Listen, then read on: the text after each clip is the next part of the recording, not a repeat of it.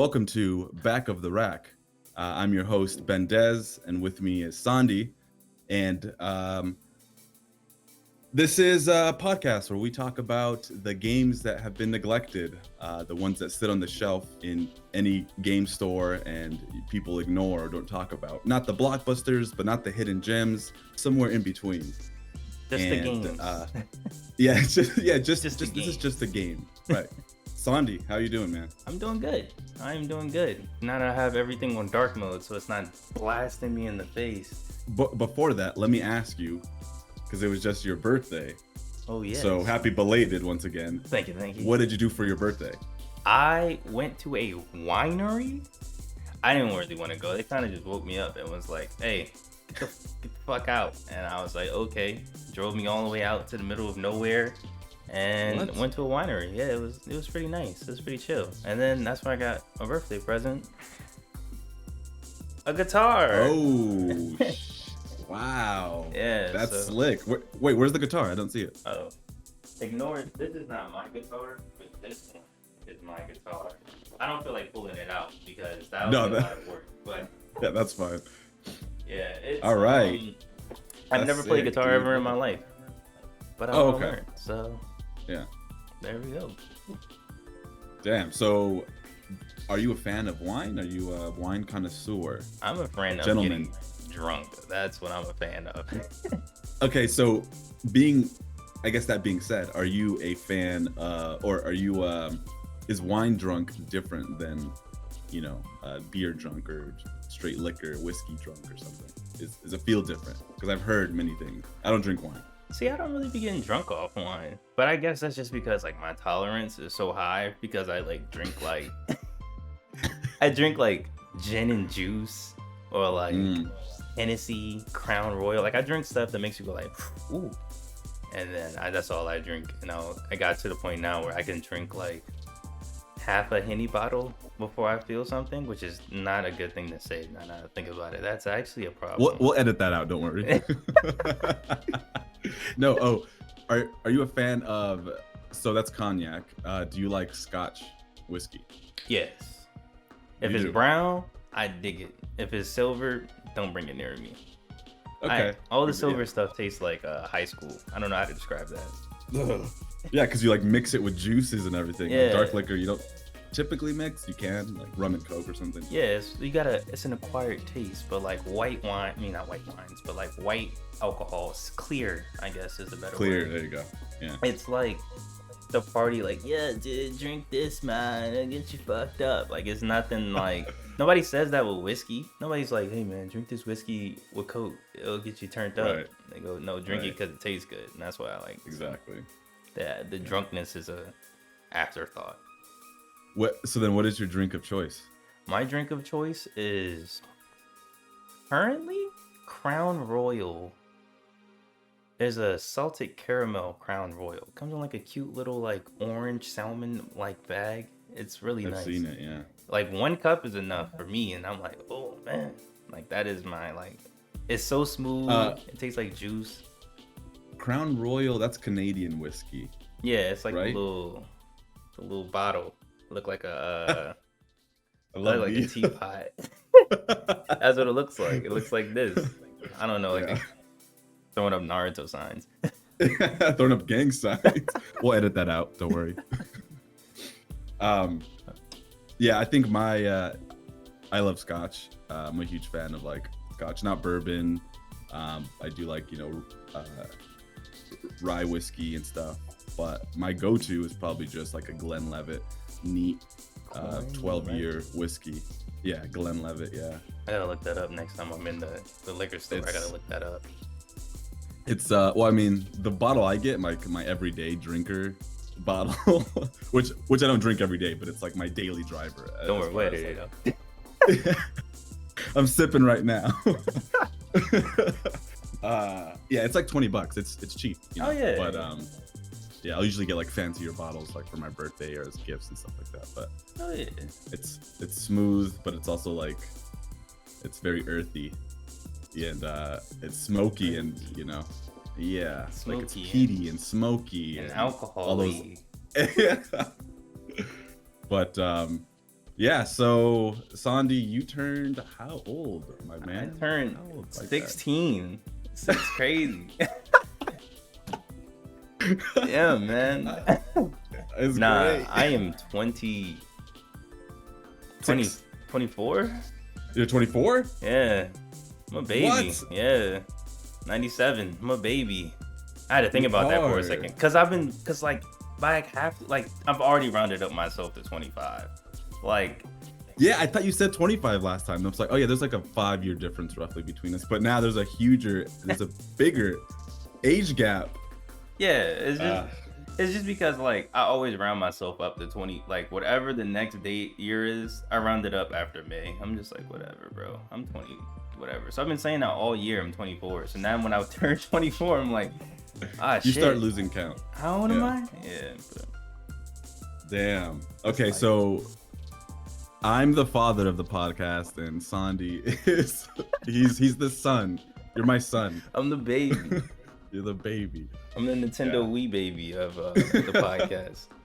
That's actually scary to think about. So you're gaming, like when we talk about all these games and stuff. Let's see, 97. So by the time you were like cognizant and able to like process, like, oh, this is a video game and shit, that would have been like 2006, 2000, like, wait, 2004. You were about like what? Yeah, 5 or 6. Yeah, I'd say, because that was when I first got my GameCube. Like I have like no nostalgia for like anything before GameCube, because GameCube was my like first console. Like I remember watching my dad play like 64 and all that stuff like that, but I never really was like the person to be like, oh, I need to. Even now, like I can't really get into like playing like Super Nintendo games or anything like that. Like I'm not going to be like having a bunch of cartridges on the shelf or anything. Like I vividly remember, I think because Ruby and Sapphire was my first Pokemon game. I think that might have been my first game actually, because I was super obsessed with like the anime Pokemon at the time, but I never played anything. And my dad bought it for me to get me Coliseum, and that's how I got like a GameCube. My first Pokemon game was Coliseum and Ruby and Sapphire, and I played through them all, and that's all I played, and then that's just how I went. Do you have any like PlayStation 1 memories, or was that not a console that you were fucking with either? Only PlayStation 1? Damn. Only PlayStation 1 memory I can think of is my uncles playing. It was an X-Men fighting game. It wasn't like Marvel versus X-Men. It was X-Men Academy. Yeah. It was like that was that one with like Nightcrawler with the 2 swords. Like I think it's the first time I've seen it with the 2 swords, and I was like, what the fuck is this? That's that, and there's like I can't remember the name of it, and I'm gonna have to do some deep research. It was like a Resident Evil. Like I know it wasn't Resident Evil per se, but it was like a Resident Evil clone with like the same not art style, but like camera, like fixed camera angles and tank controls and stuff. But I don't know what the fuck it was. I just remember it scarring the shit out of me. Like there was something scary that happened, and I was like, whoa. And maybe Dino Crisis? Maybe. Yeah. Yeah. I mean, I guess there was a lot of games that sort of had that fixed camera. Yeah, that was an error right there. All right. Well, I guess that's. I didn't have a birthday this week, unfortunately, but I had a funeral. Unfortunately, my grandma passed. God rest her soul. However, she did have dementia, and so she was already long gone in the minds of most of the family. Not to be a downer, not to bring this whole podcast. You need uppers and downers, but just to catch everybody up on a little bit on our life.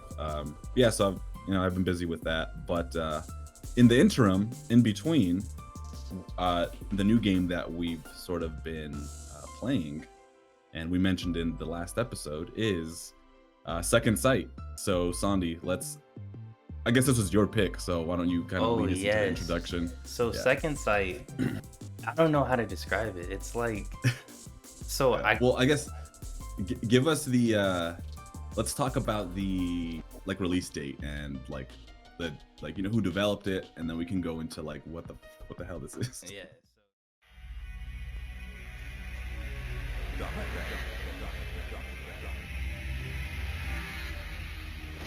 cycle.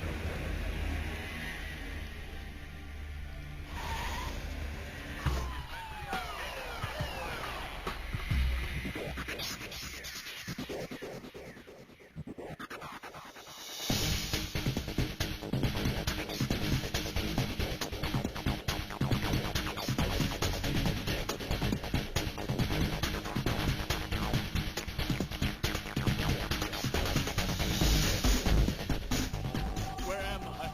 You don't remember? Told you, John. You lost control. They're all dead. We're in danger. The team was alive. I'm not going to Siberia. You're here to change things for the better, John. Me? No one else can save us. She's a fake. She died. Hey, did you see that? This can't be right. No one is going anywhere. Put your hands up. Where is he? No! What do you want? Contact me. You can still make a difference.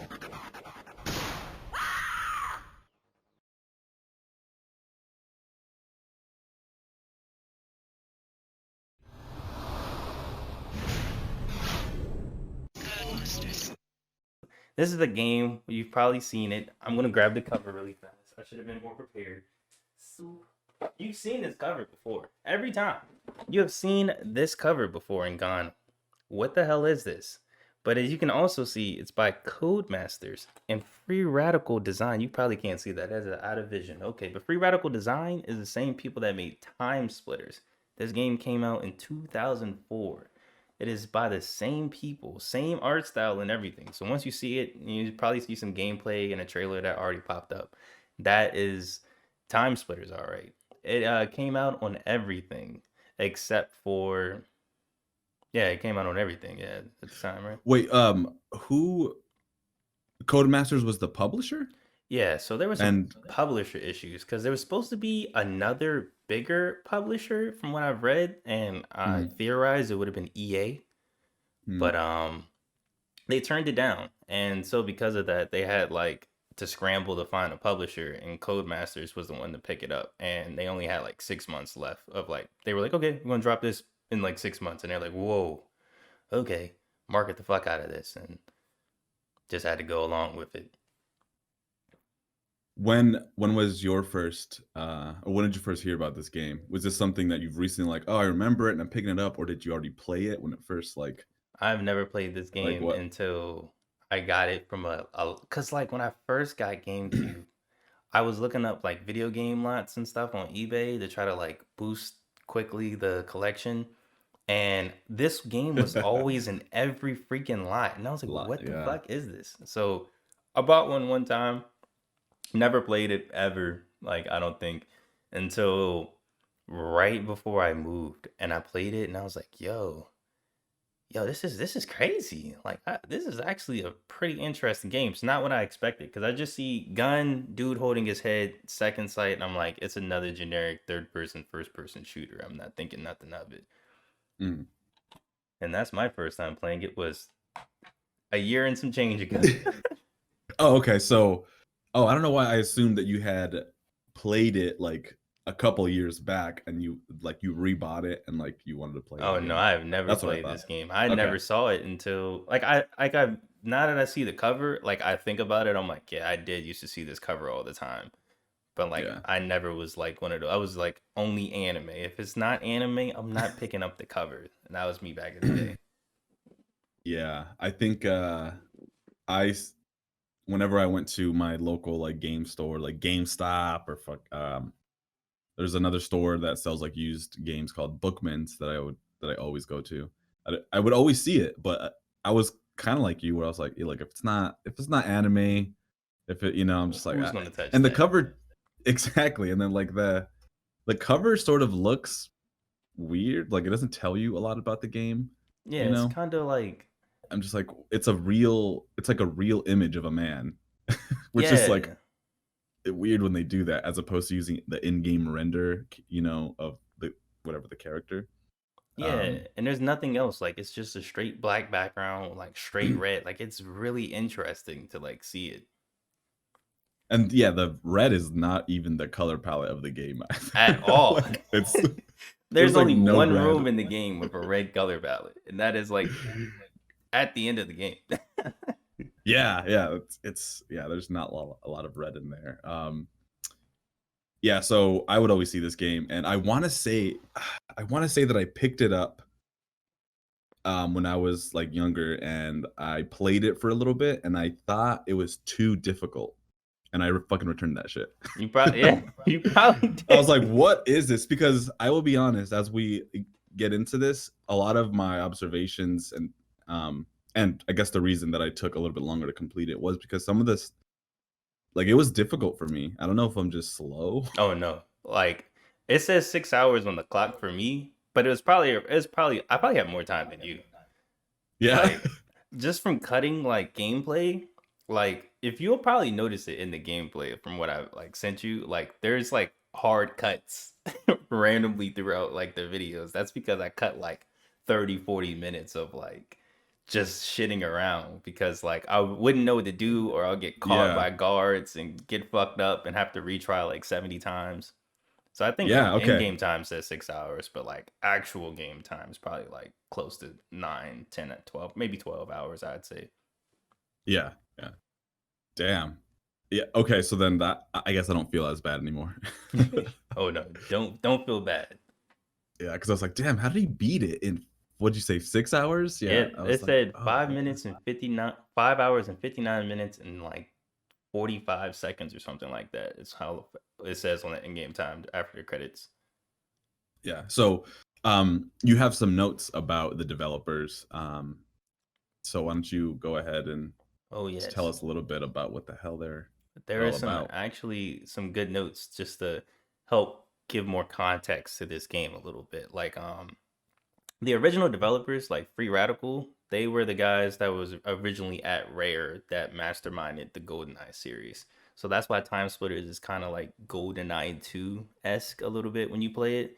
And this game is completely different from everything they've ever made. This is the only third person game and only game I think with psychic powers that they've ever made. So Oh, interesting. and this one's Okay. more story driven compared to the rest of their games. Like this one uses a lot more context and a lot more environmental things. But it was originally supposed to be called Redemption and was supposed to be their first game. So this was going to be a PlayStation 2 launch title because Timesplitters was a PlayStation 2 like launch title, but they decided, no, let's just do Time Splitter instead and just put it on the back burners. But apparently most of the story and gameplay ideas was already in there. They just literally shelved it until they was ready to work on this project instead of the other ones.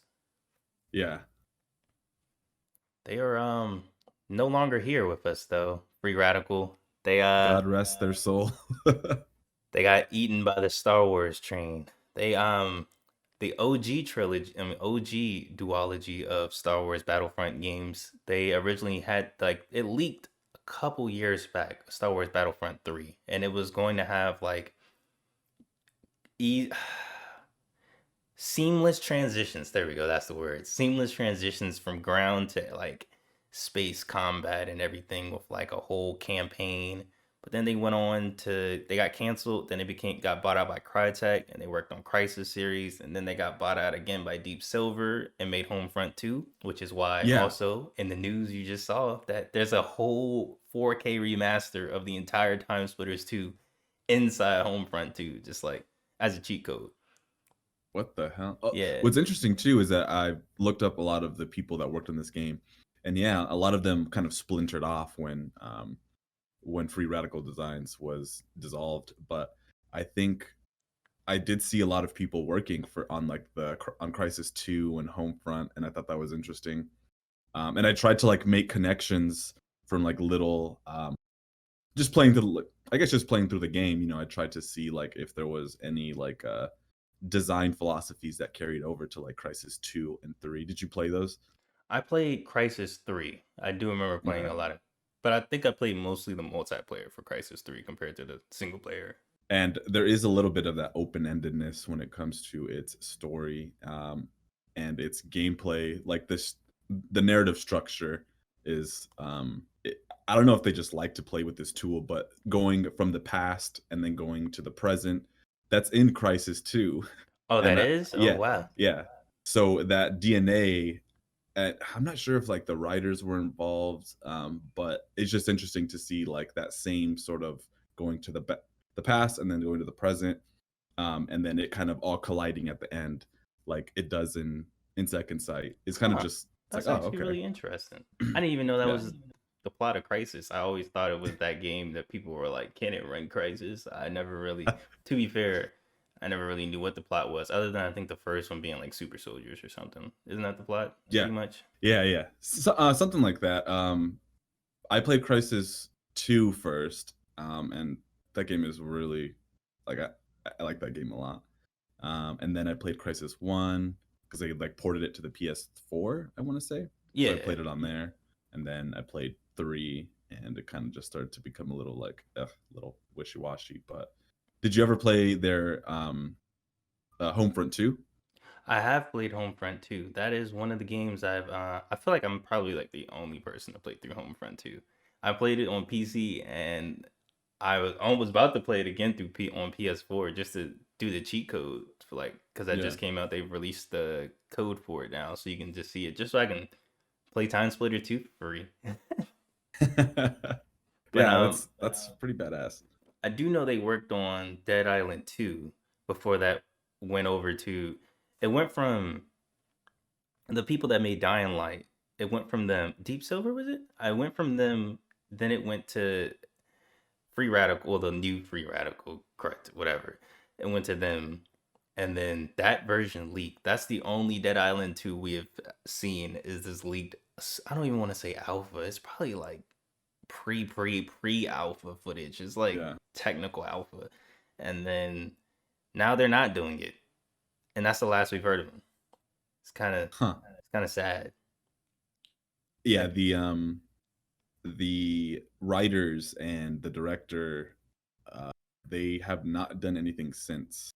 I know one of the guys is a scientist now. What? Really?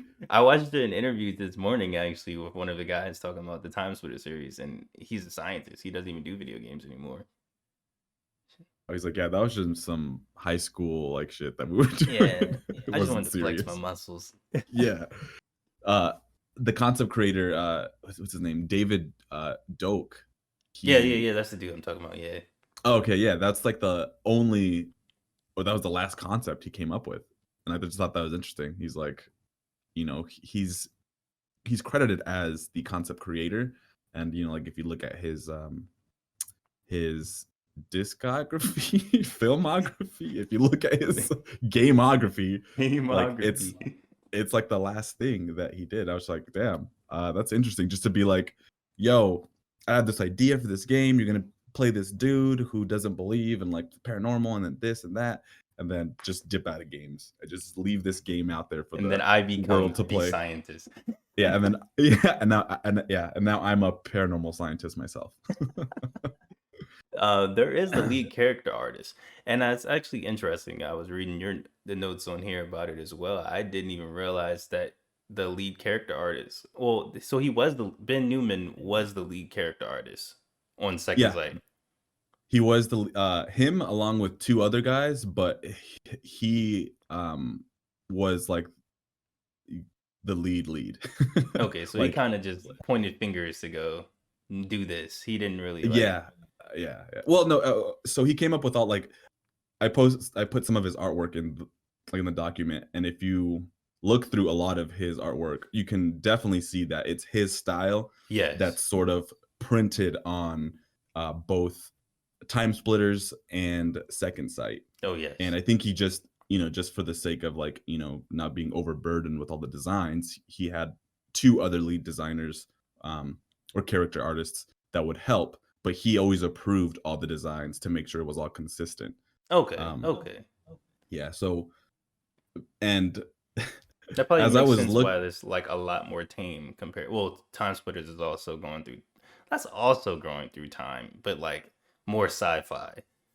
So, exactly. Yeah, I can understand now why the designs are a little more tame, except for the gangster designs. That Queens level. That was my favorite level, but we'll talk about that. So yeah, so Ben Newman actually, he's pretty.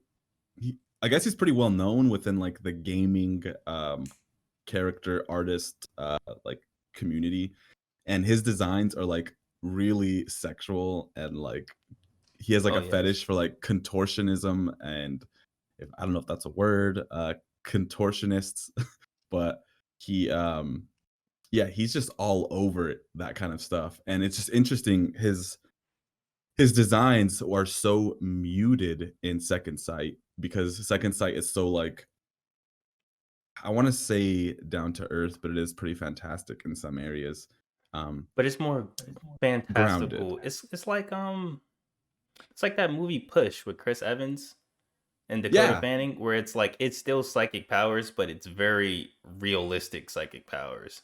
Yeah, like they try to ground that world. So his designs on this are very like muted and take like a back seat, which is I thought was interesting, because I'm like, well, why even use him? Why not do a different character designer? Because all the character designs, they're just wearing like regular army shit, and like Yeah. just regular jackets and pants, and I'm like, well, why'd you need this guy? It almost feels like they wasted his talent a little bit, you know.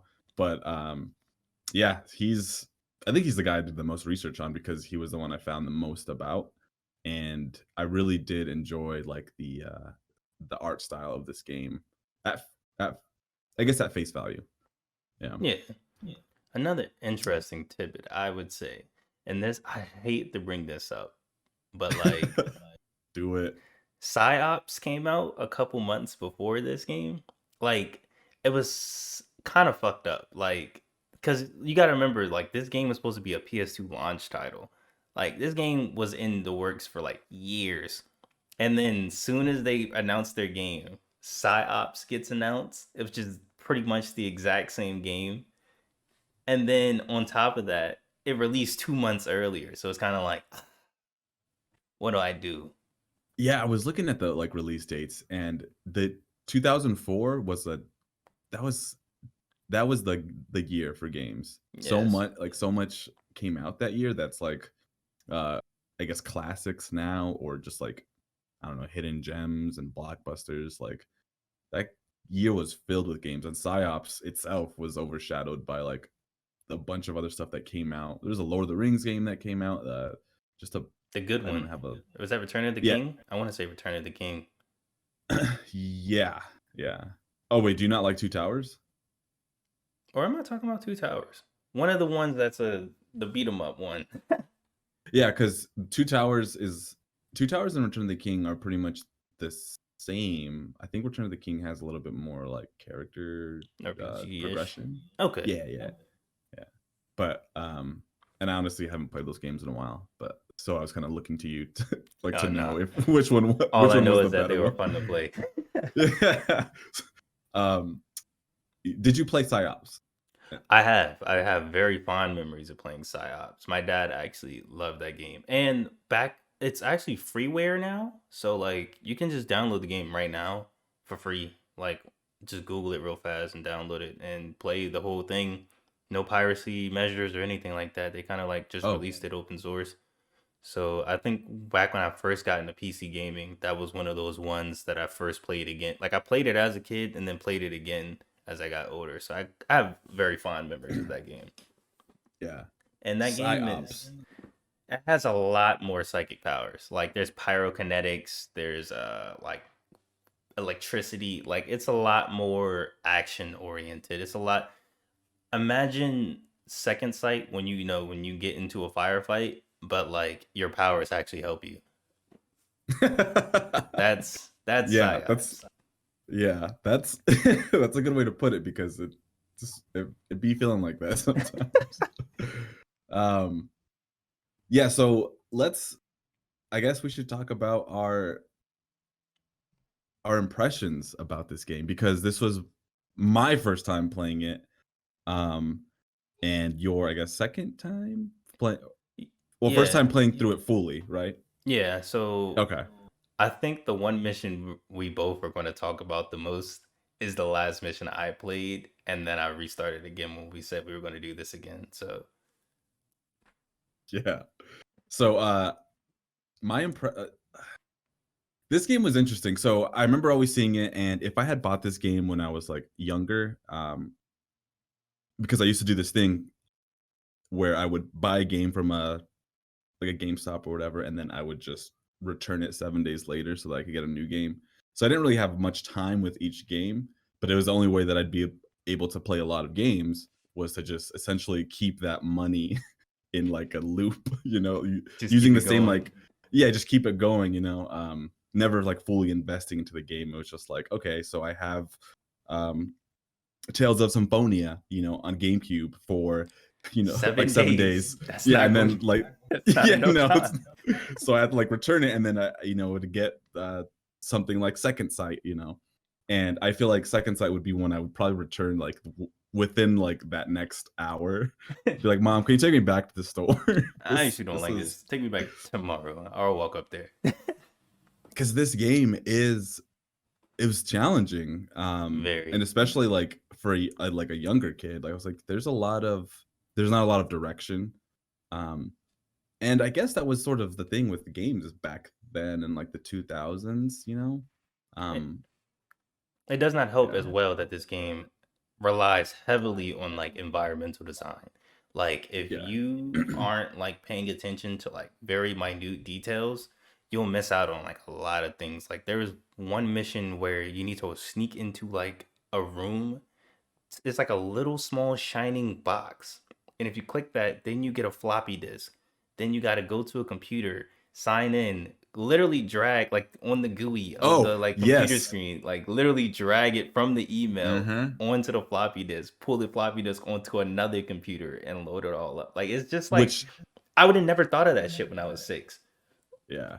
The, what's interesting is the game design there is so typically when you're teaching a player how to, like do some when you're when a game developer is teaching the player how to play their game, they introduce all the elements in like small pieces, and they're like, okay, this is what you can do, and this is the limitations of the in-game world. This is how you know, you can drop down from ledges. So now you know that you can do that. Now you know that that's a possibility. With the specific example you're talking about, they never taught us in the beginning like, Ever. oh, that you can copy files, and That this is the specific only mission that is specifically exactly, used for. And it's like and it's late game. and you would never have thought, let me click Nope. and drag. Nope. I was thinking, like, I was walking around that room, like, okay, what am I doing wrong? Because I watched your gameplay because I was stuck.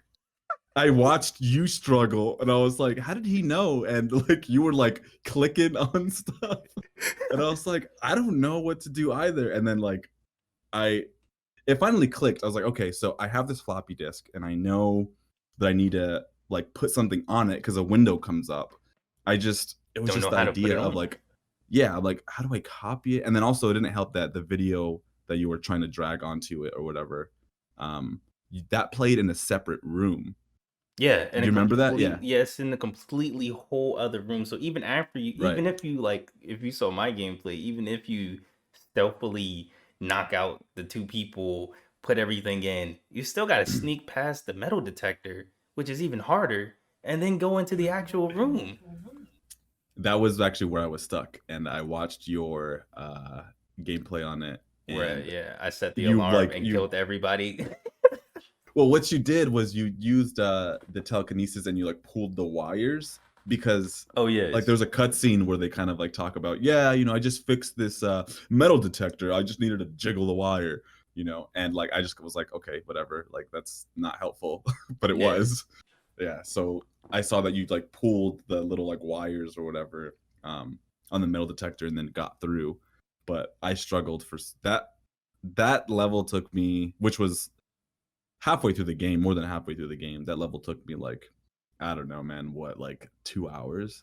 I Like want to I say had so many restarts. that was probably the same for me. Like there was a huge chunk of like gameplay I cut. Like it just straight do and all the tries in between until I got the right take and was like, sheesh. It was crazy. Yeah, it took so much. So um the game is difficult, and I think it takes a lot after games like Metal Gear There's like a little bit of that. Um, I don't want to say Resident Evil specifically, but the games of that time had the fixed camera perspective, Oh which was a yes. limitation of like, the hardware and obviously the engines that they had. In this game, you actually get to choose get to choose 3 camera views on the fly On with the what fly. X button? Yeah. You can just switch it at any time. It's so crazy because you want to use the fixed camera because it's so Yeah. cool and you're like, oh man, this Yes. has got some great camera angles. But it never helps you out. It's always like detriment. Like the very first room, as soon as you walk out and you walk into the next room and then the next room, and there's guards literally like right here, but the camera's Out of facing frame. away from them. And you walk down the hallway, you're walking right into the guards. It's not fun. Dude. Oh my. I wanted to use like I think that's why I struggle too, because I'm like, I'm pretty sure the game's default would be that fixed camera angle, you Right. know? And yeah, there's just too many. I'm like, does it want me to play this game like a stealth game? Because I can't with this camera angle. Like you need to be like aware of your surroundings, and that camera angle locks you in frame, and there's guards off to the side, and then the alarm goes off. Or there's like a security camera in the corner that's out of frame, and then the alarm goes off. And I'm Yeah. like, I don't understand. How am I supposed to play this right now? I Like would with do the what I would switch in between the third person camera and then to the fixed camera to see like if I ever got stuck, I'd be like, okay, it's pointing me, the camera's focusing on this, so I probably should focus on this or something like that. That's how I would use it, like real quick to just like swap and then swap back. yeah. That's honestly that's kind of genius. That's I that's funny because that's such like a gamer like mentality, like a workaround. Like, oh, ca- I mean, like, do you think that they intended that camera to sort of be like a hint camera? Essentially, is what you were using it as? Oh Like, oh, okay, yes. this is where it's focusing. Because Like, do if you you think they use the intended that? actual third person camera, there's parts where like for example, like there's a mission where you escape like an insane asylum. And when you're like Yeah. carrying the girl, you get to this balcony and you're like, Mm. okay, where the fuck do I go now? Like, what do I do? And I didn't realize that you're supposed to get up on the ledge, walk Yep. around, and then open the door so you can get to the bottom floor. And I was just like, I'm gonna jump down. Like I didn't know what to do. I was just so confused until I turned on that camera and I was like, oh, there's a ledge over here. Let me go ahead and hop on. And that's how I figured it out. I didn't even know you could hop off there. Yeah. The game has a lot of like those sort of well, I don't know how much I like the game, I'll be honest with you. Like when I think back on it, like there's a lot of it's like I really liked the beginning and the middle, but like towards the end, I was just like, what? You were tired. Yeah, I was just like, and it's only like supposed to be like a 5 to 8 hours roughly, and I was just like, I don't know, man. Yeah, But I'd definitely say that one specific mission with the metal detector we were talking about, I think that was almost my breaking point where I was like, yeah, I can't do this shit no more, man. This is too I'm not having much. fun. Yeah, because I think I think the very next level when you fight, I think you're in like an underground bunker or like generator, like when you actually get inside the church and have Mhm. to like save all the little psychic kids.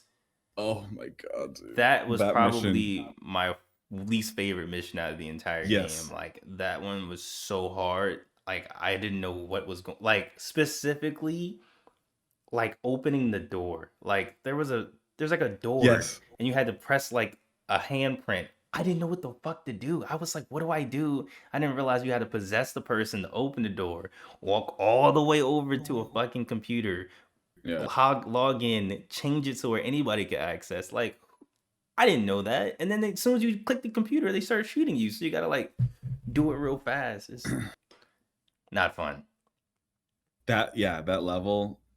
Yeah, we'll talk more about that level. That was the one where I was like, oh, dude, I don't know about this one. So I guess let's go over the story a little bit. Yeah, let's go on that. We'll go back to game. We'll run back to Yeah. gameplay.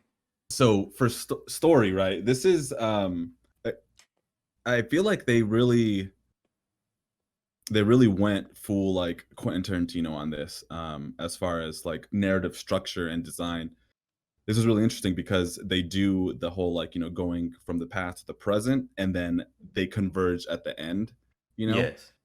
And I f- I sort of feel like, I guess it's hard to say, but back then I feel like that was pretty ambitious. Like I would say. That was. I would Like definitely I'm say like, because the twist, as soon as the twist happened to me, I was like, whoa, whoa, whoa. Like that's why I was so excited to talk specifically about the story. I was like, whoa, whoa, yeah. whoa. Like this twist is really good. Mhm. I don't. Yeah, Are we no, going to I put a spoiler up? Are we going? to I guess if they're watching this podcast, yes. if you Spoil the don't shit want to out of be this game. spoiled, I guess you can turn off this podcast and play the game. Uh, Yeah, because I would say the story is probably, I don't want to say it's like the main treat, you know, like the biggest appeal, because I think the story does fall flat in a couple of areas.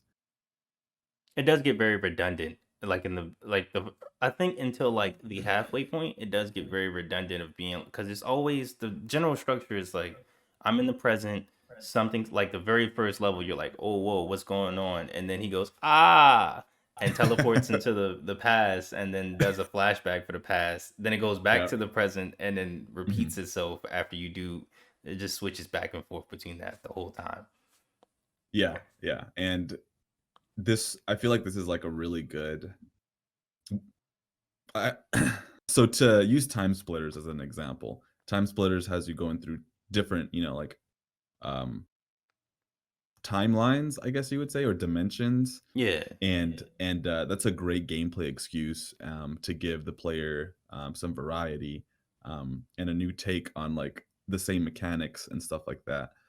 But with Second Sight, it does that, but I kind of don't feel like they had maybe the right locations or the right like gameplay maybe to, because it's basically going from like some hospital or some military compound back to some place in Siberia, or what where was yeah. it? It was like the same like winter mission. Yeah. Was it Winter And Ice? I think that was the name of it. The yeah, operation. yeah, Winter Ice and Dro- Dro- Drobensk.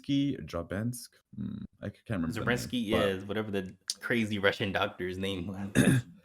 so like the place that you went to, I thought was just like a little like boring, So like they have this really cool narrative design of just to go back into the past and the future and to like converge them at the end, but you're not going anywhere interesting and you're not remembering anything really interesting. Right. Um It's and not like you the guys went on environments, multiple missions. It's all one long winter mission. exactly. Exactly, yeah. Yeah, and it's like visually they're both consistent because they're both like in cold hospitals, cold like Offices, compounds, yeah, offices. sewers, And then streets, yeah. so like I guess maybe thematically they fit because you're in the cold environment and all that, but it was just kind of like, well, I don't want to, I hated going back to the snow place. I was like, oh, we're going back here. That's actually very interesting because I loved going back to the snow place. Did you? That was actually like a change of pace. I guess because the present missions had so much more like I don't want to say differential, but like they were really like each mission had a specific thing you needed to do.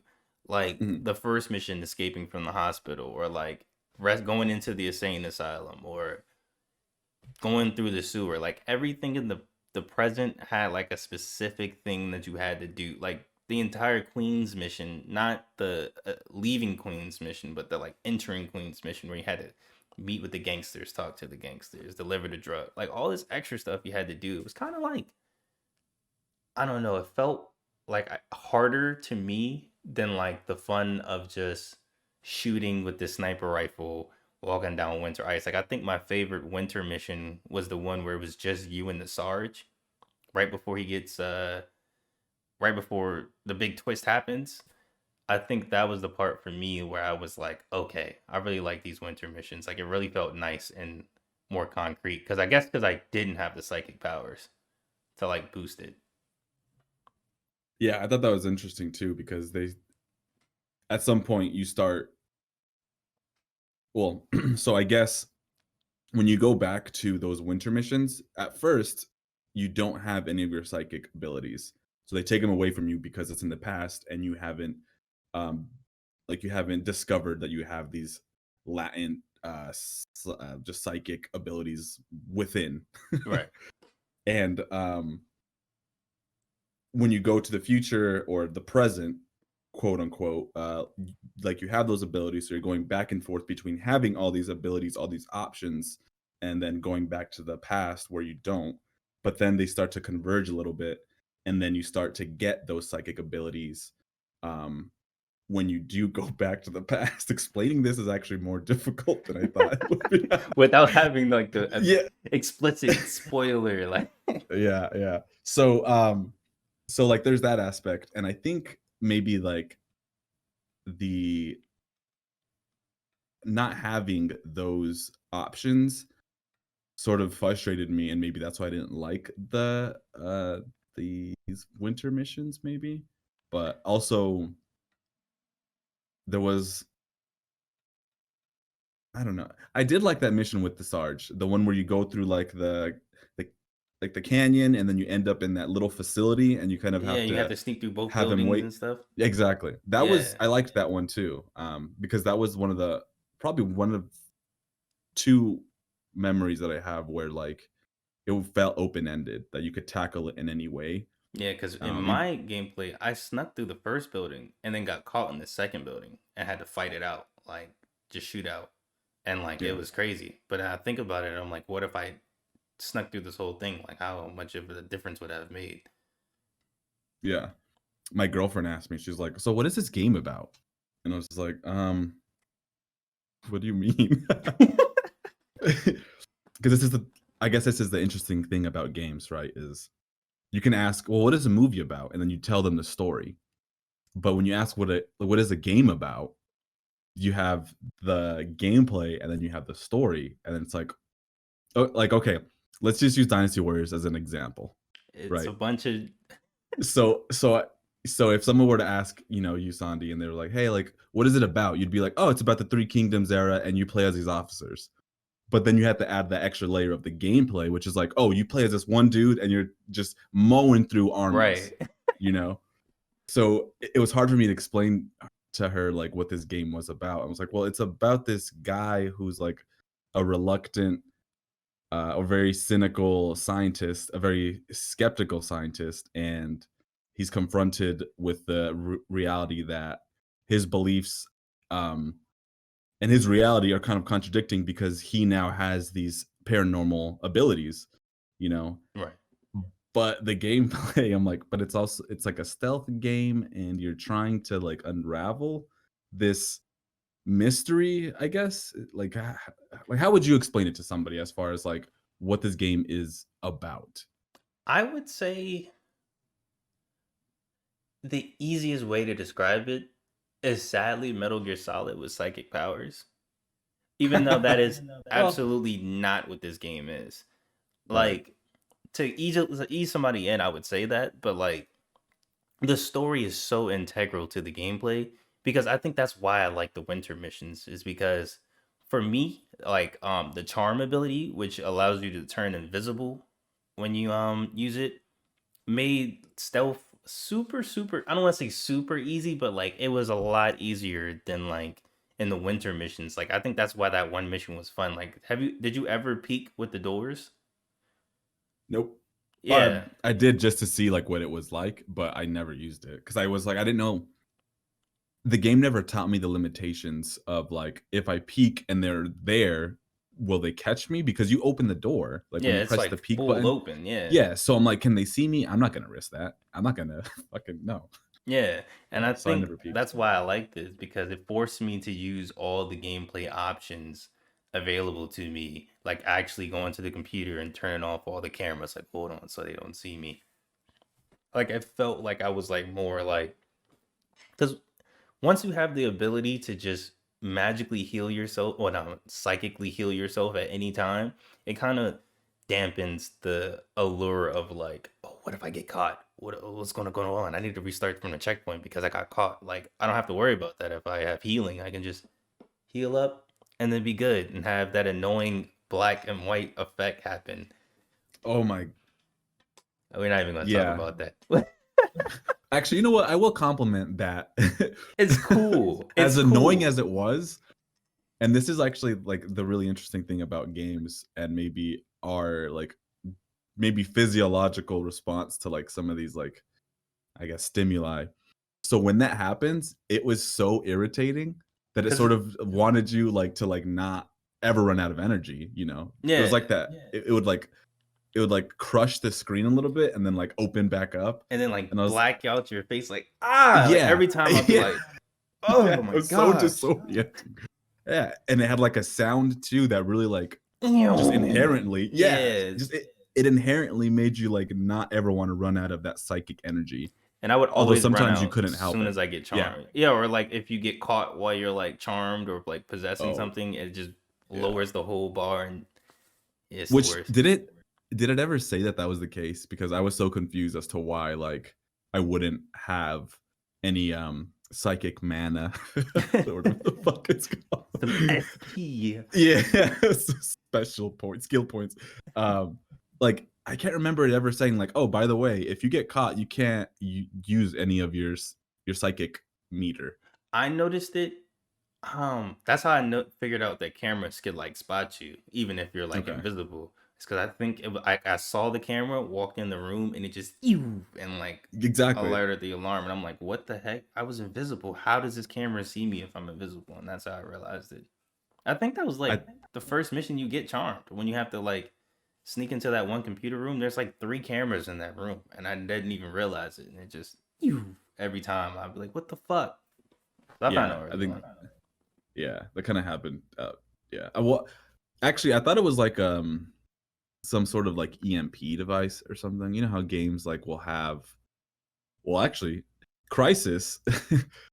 You know how you have to manage. Oh, that's another thing. As far as okay, so like Crisis has like sort of like a like you're managing your suit's abilities, and then you also have like you know the capacity to shoot and stuff, but your suit has like a super punch or you can run faster or you can like just be overall like a better you know like I guess fighter, and you can be invisible. You have to like manage that kind of stuff, and in Second Sight it's very similar. That philosophy is you have to manage how much how much meter you have to be able to use both charm and be invisible, and then you have to like wait a little bit for it to charge back up, and then if you want to use the projection ability, you would have to wait for it to fully project so you can like grab them and have enough time to do what you need. Yeah, you have to like kind of it was like a management kind of style, which so I guess it has that. You could almost say that Second Sight is a spiritual successor, or Crisis is a spiritual successor. We should just tell people that. Yeah, this is what Crisis is based off of. This is a game. We just make it a fact and just put it on Twitter. Second Sight was Wikipedia page. Yeah, there you go. No one looks up, or no one like will. Nobody's gonna fact check that. Yeah, there you go. I will say the stealth is really rewarding though, when you get it to go right in your favor. It's really nice. Like the alarms and getting caught, because there's certain missions where like if you get caught, you might as well restart a checkpoint. Like there's no point in you even trying to fight it out or anything like that. There's some missions where it's just that's it. And there's even like certain like attention to detail things I noticed. Like that one room specifically with the floppy drive. If you knock out the cleaning lady, it initiates the one guy to come in and be like, "Hey, my darling, what's up, love?" Yeah. And I'm like, "What That the was fuck?" Yeah. And I was like, I wanted to know more. I was like, wait, what? Who was that? Was that important? I kind of like it piqued my interest, and it also made the world feel like more alive. That's for sure. Yeah. There was also another one. This is actually in the very first mission where you're escaping the hospital.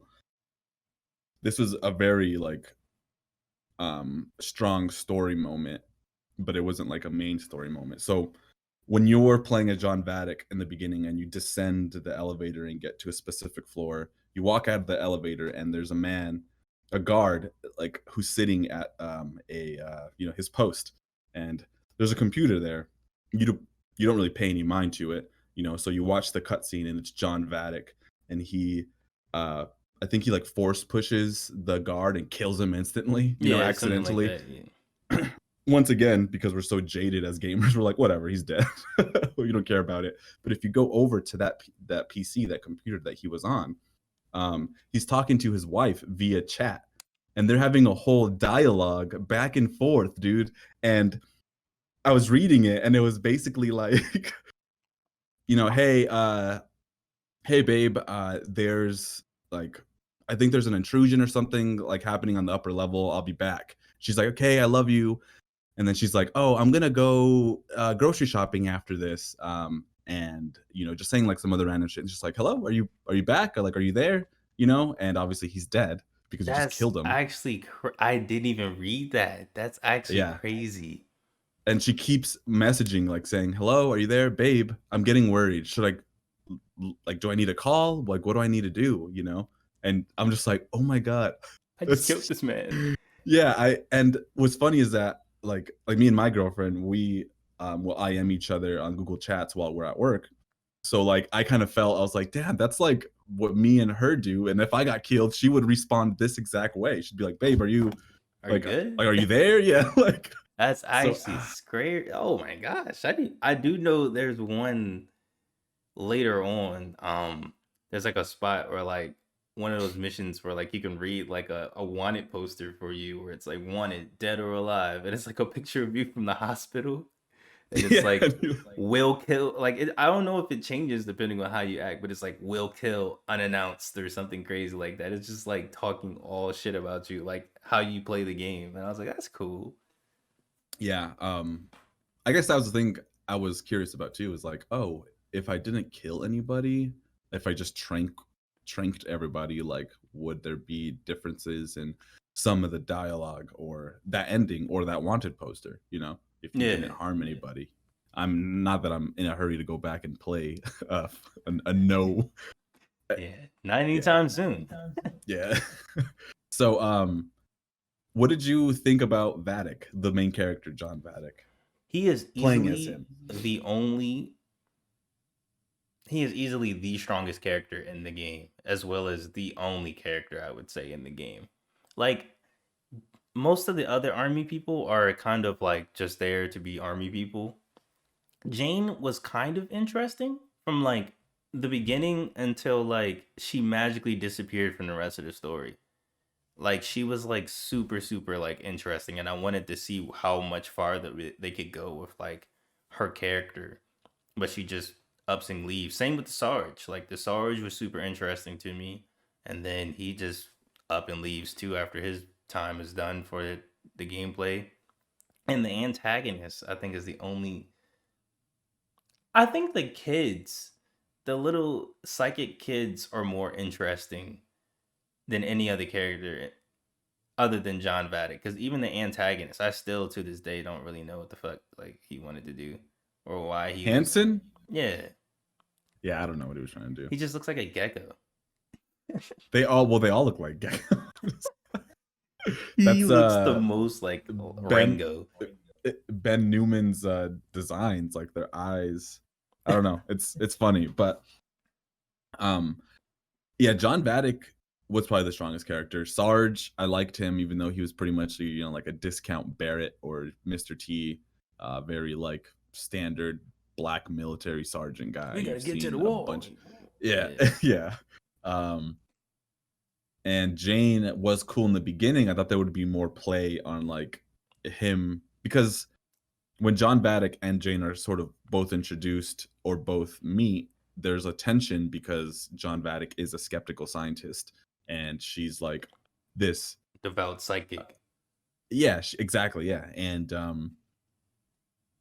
I was like, oh, that's interesting. I love like skepticism meets like a true believer or something, and that never played out. And she disappears, and it's just like John sort of finding out that he's psych is a psychic, and but I felt like it was never really done to the extent that you would feel like he was like coming to terms with like, oh cool, I'm a psychic now, or like there was never like, I don't get it, I'm a psychic, I don't believe this is happening, this can't happen to me, I don't believe this is against my beliefs. You know, he kind of just like somewhat was reluctant, but rolled with it over time, and Yeah. then you just did it everything. You It's the know, very so first minute of gameplay. You telekinetic the wall, and he's like, "Whoa, I got telekinesis? That's yeah, crazy." yeah, yeah, exactly. And then you're like, you know, told that he's like a skeptic and doesn't believe on this, so you would kind of assume that he'd have um, a different reaction to You that know, now that experience. I think about it, maybe her character is more compelling than I'm putting it out to be. Because in hindsight, thinking about it, with the twist and everything like that, she is very prophetic. So like, what if like that was her role? You know what I mean? Like the I'm trying to figure out the words to say this without specifically stating the spoiler. You know what I mean? Just just spoil it. Fuck it, bro. I mean, yeah, because I mean, we're having a whole discussion about a game that's what more than 10 years old. Yeah. You know, If you want it, get it on Steam right now. But it's so the main twist is that the past, present, and future is all happening at the same time. And John Vatic can essentially interweave in between the different timelines. And that's how he defeats the main villain, because the main villain realizes, oh, like the winter level is happening. That's my interpretation, is that the winter level is happening in the present and that everything else was the past. Like all right. So this everything is where was it gets flip tricky flop. with time. Yeah, this is where I was. Time has never been like time travel movies have never been my forte because I'm always like, how do it's so hard for me to wrap my head around like some of these abstract notions of time. And so I think with this, like, so all three of these past, present, and future are happening at the same time. John Vadik can affect the past, and no, I don't know about the future. He doesn't. Yes.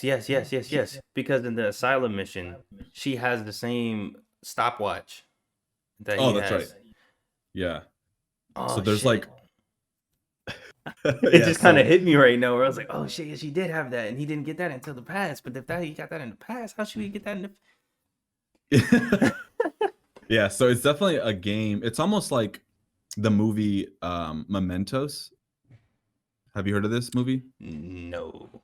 It's oh well, I guess I don't know if you know, but I'm a really huge like film buff. Not really. I read a lot about film, but I don't watch a lot of movies. Like I have a shelf of just just narrative design and film, the history of film.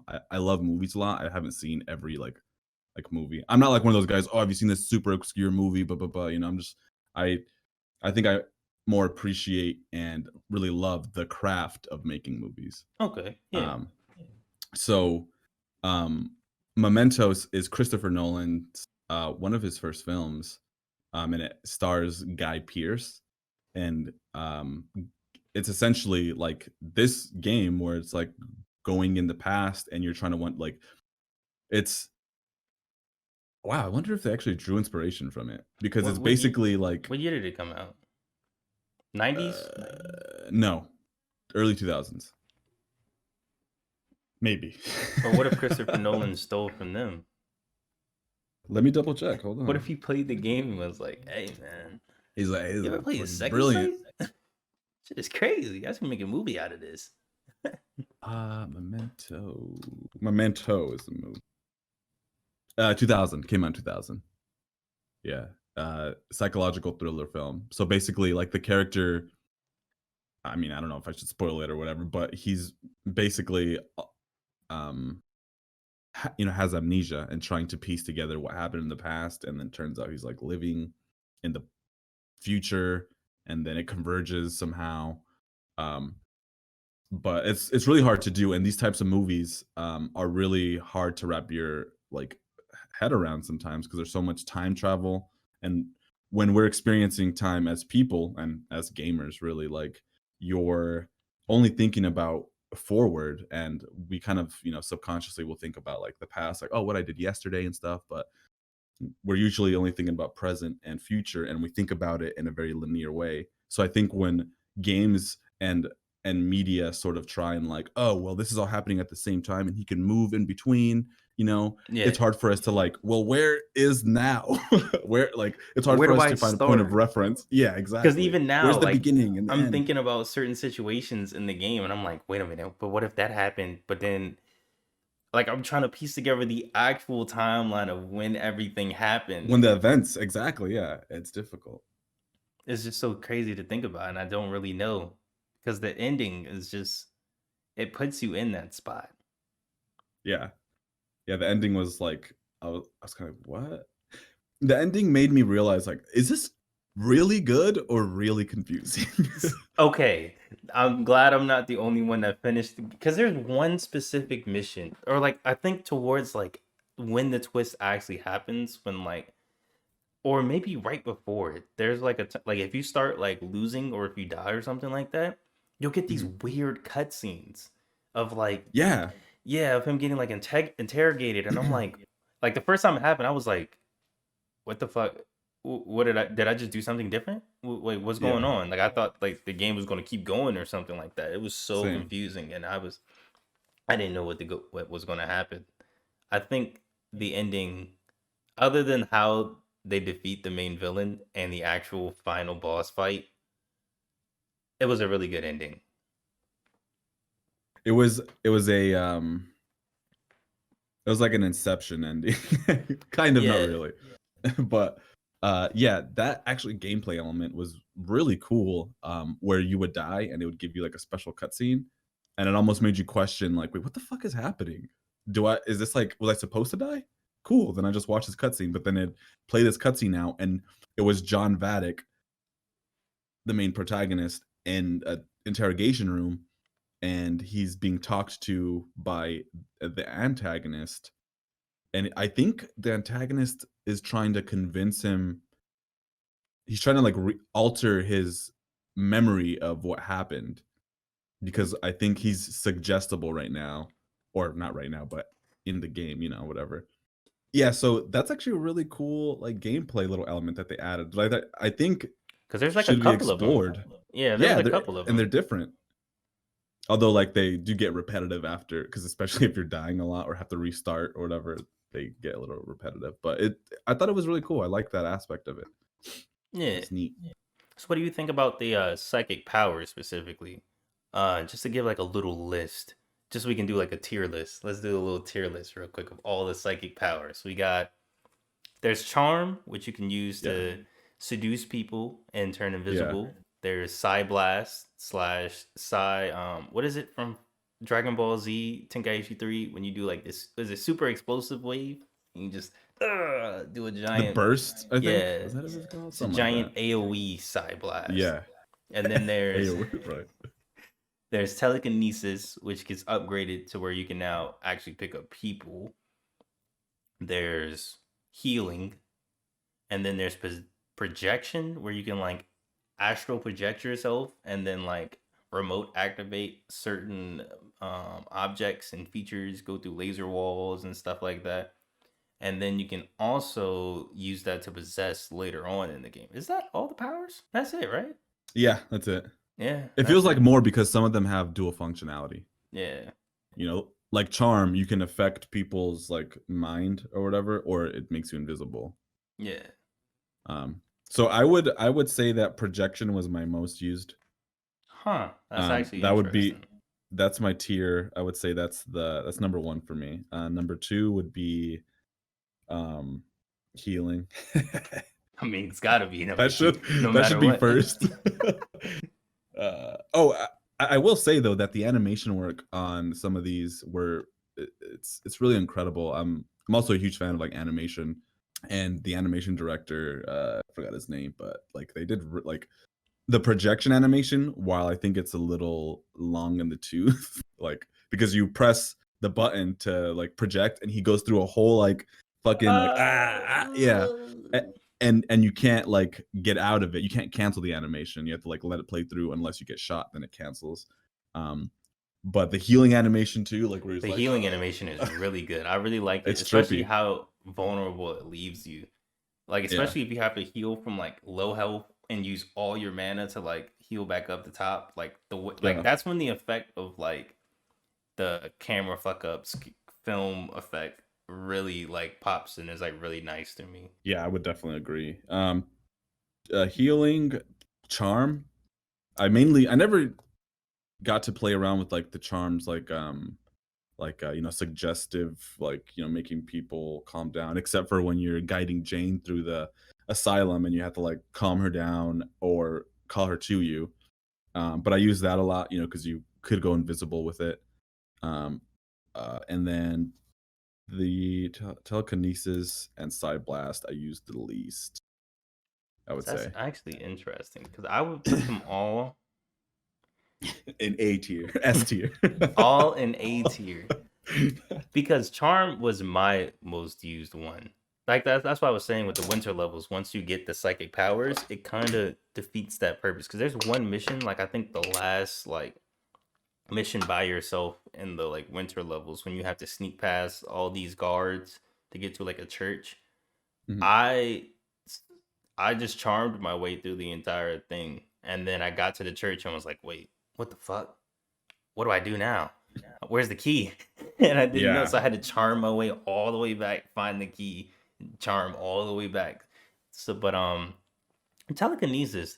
There's a little known thing about it that like I don't even think you would have known, even if you like experimented. Was that with telekinesis, you could once you grab somebody and you hold them, you can press up on the D-pad to switch to your gun and use it and still be telekinesis, like choking them. I did know that. Oh, you No, actually, I'll be honest though. I found that out, and the mission that you're talking about, where you go all the way to the church and you like charmed your way through. I found that out there accidentally because I alerted the guards, and I don't even know how I did it, but I was like, oh shit, I wonder if Sondi knows that, or I wonder if that was like a gameplay like bug, or if it's like meant like, oh yeah, you should be able to lock onto them or to telekinesis them and then switch to your gun and shoot them. Yeah, or trank them. Yeah, you could. But I think I learned that in the same mission where you get your psychic powers in the past. That's when I learned it. It was like that specific moment when you got it with the Sarge. Like I used it and I was like, oh shit, huh? Interesting. I never used it though. I never used it either. I think I used it the one initial time and like maybe like 2-3 more times. It was like, oh, that's cool, and just never did it again. But it's an option. Yeah, it's a little pro tip for anybody who plays Second Sight. Yeah, after this use it. Use podcast. it. Use it. I'm telling You you, will right need now. it. You Same can with beat the game in Blast. 3 hours. Yeah. Side Blast, Side- when you start getting the Splinter Cell dudes, the Side Blast, you just shoot them one good time with that and then shoot them another good time. Though it uses all your mana. You'll kill them instantly. That's how I got rid of most of them. So my technique was basically choking them and then lifting them up, banging them around a little bit. Then I would drop them and then I would shoot them there on the floor. Just Yeah. Yeah, like it was. Yeah, it was. there was one spot where like they were like on like a giant like scaffolding, and I just kept grabbing them and throwing them off it. Each time I would just grab them, and as soon as they come up the stairs, just all right, you next. What's funny is that with that mission, this is why I say that I used the projection the most, because all I did was projected into one of them and then went around and then knocked them all the way down as like one of them, and then there was only one left, that being the one that I was knocking them out with. And so that I would go down there and then I would just like, I think I just choked them out, and it was just one to deal with as opposed to all of them. Oh yeah. But that is cool that, obviously we had different experiences with the same mission and we tackled it differently. That open-endedness is pretty cool. Yeah, the psychic powers, though it is the main like draw of the game, isn't really like the most fun thing to use. I don't want to say the most fun thing to use, but like I would agree, yeah. they're not like control or like, you know what I mean? Like that's a very good example of like a good psychic game like that came out like a couple years ago, where like your telekinesis and you're jumping and you're like moving through everything. It's kind of just like you need to use these powers or else like you can't get through the game. But I feel like you could still probably beat the game without using them to like a minimum extent. Of course, other than the obvious, like I need to use this for this, press this elevator button or something like that. I did feel that at some point I was like, they're giving me a lot to work with here. You know, they started to give you a lot of the abilities quickly, and I'm like, I don't even fully grasp the last ability, or I haven't used it enough. And I think that's sort of why. I mean, when you ask like, what's your like rank on them? You know, it's because like some It's of them I really was just like like, it's really yeah, like the this main was three: telekinesis, exactly, charm, projection, and healing. yeah, Yeah, and for healing. um, so as far as the open-endedness of it, I feel like there was times where it wanted me to play it like freely and like figure out my own path, but I feel like ultimately the design was still like would funnel you into doing it one way. You know, like I couldn't just stealth my way through something. You had to like attack, or you couldn't like um just go guns blazing through a whole thing, because like there would like you just couldn't get to a specific room because it was locked out because of the alarm.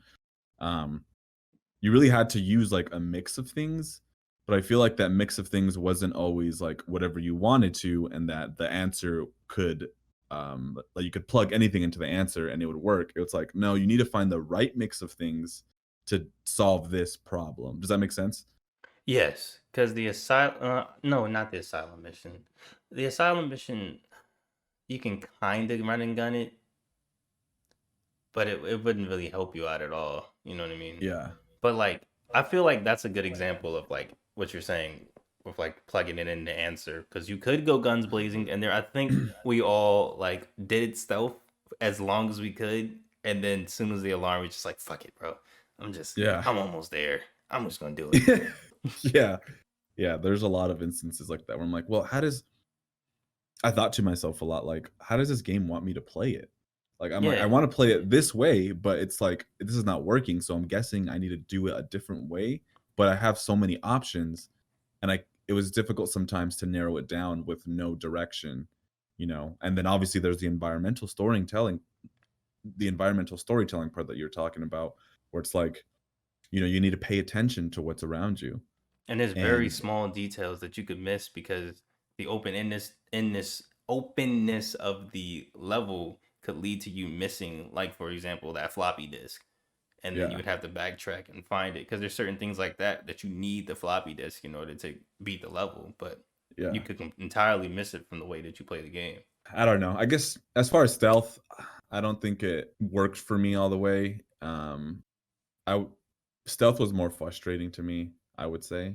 I wanted it to work. Uh, yeah, I really wanted it to work too, but there was a couple times where I'm like, oh, okay, just stealth my way all the way to this point, and then like there's a bunker part where you're in like a lab. I think it's like the last level too.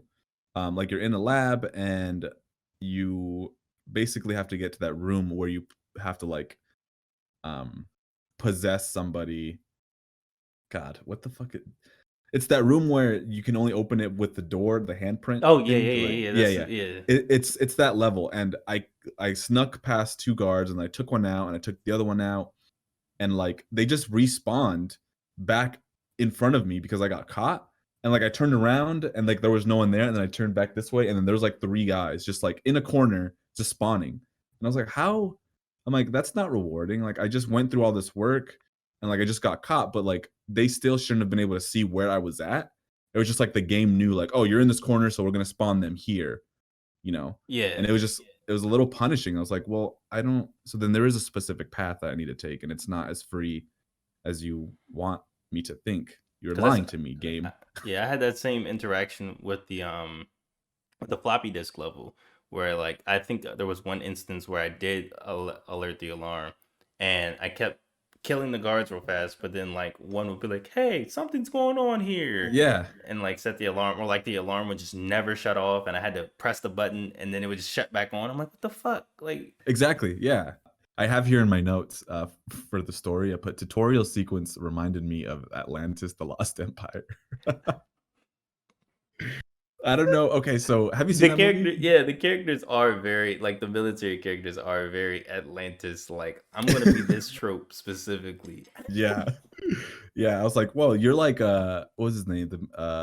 Milo, that's John Vaddick, and then, like, the rest of the yeah, and then there's just, like, it was basically the Atlantis, the Lost Empire. That's actually hilarious. But I do say like, because I was thinking about this myself too, where I was like, if this game was made like when it was intentionally supposed to be made, or even if it was made like today, for example, like how different do you think it would have been? If it was made today? Yeah, like if it was made today, Or, or like if it was like released when the PlayStation 2 was released as well. Like, do you I think think it this would have would have had been like I as think shut up, Santi, let me speak. No, no, go. What were we trying to say? go. Oh, okay. All right. So I think there's two questions there. That's a two-parter. I think if it was released in the beginning, when the PS2 came out as a launch title, it would have had huge success because launch titles typically get that buff, that the extra boost because like What else you are don't we get a gonna lot of play? games to play. Yeah, there's nothing else to play. So I think a lot more people would have been aware of it. Maybe would have set the stage for that psychic era, the amnesia type games. Not amnesia the game, but like, the character, forgetting who they are, forgetting what happened. That So that's kind of like actually what happened in storytelling. Dice too. Did that come out later? Yeah, that came out like at the end of. That's like one of the last GameCube games to come out. Okay. Um, so I think it would have been far more successful. Also, just because at that time, like, I think maybe in 2004, people were already sort of tired of like the fixed camera, stealth, Third person psychic, shooter. third person kind of thing. People were like, okay, this is nothing new. This is just another bandwagon game trying to like ride on those successes or something. I think if that game was released today, which you would have to like sort of assume that the graphics would be better, the fidelity, it'd probably Yeah, have a different art style. and assuming I that it used, also has better camera compared to.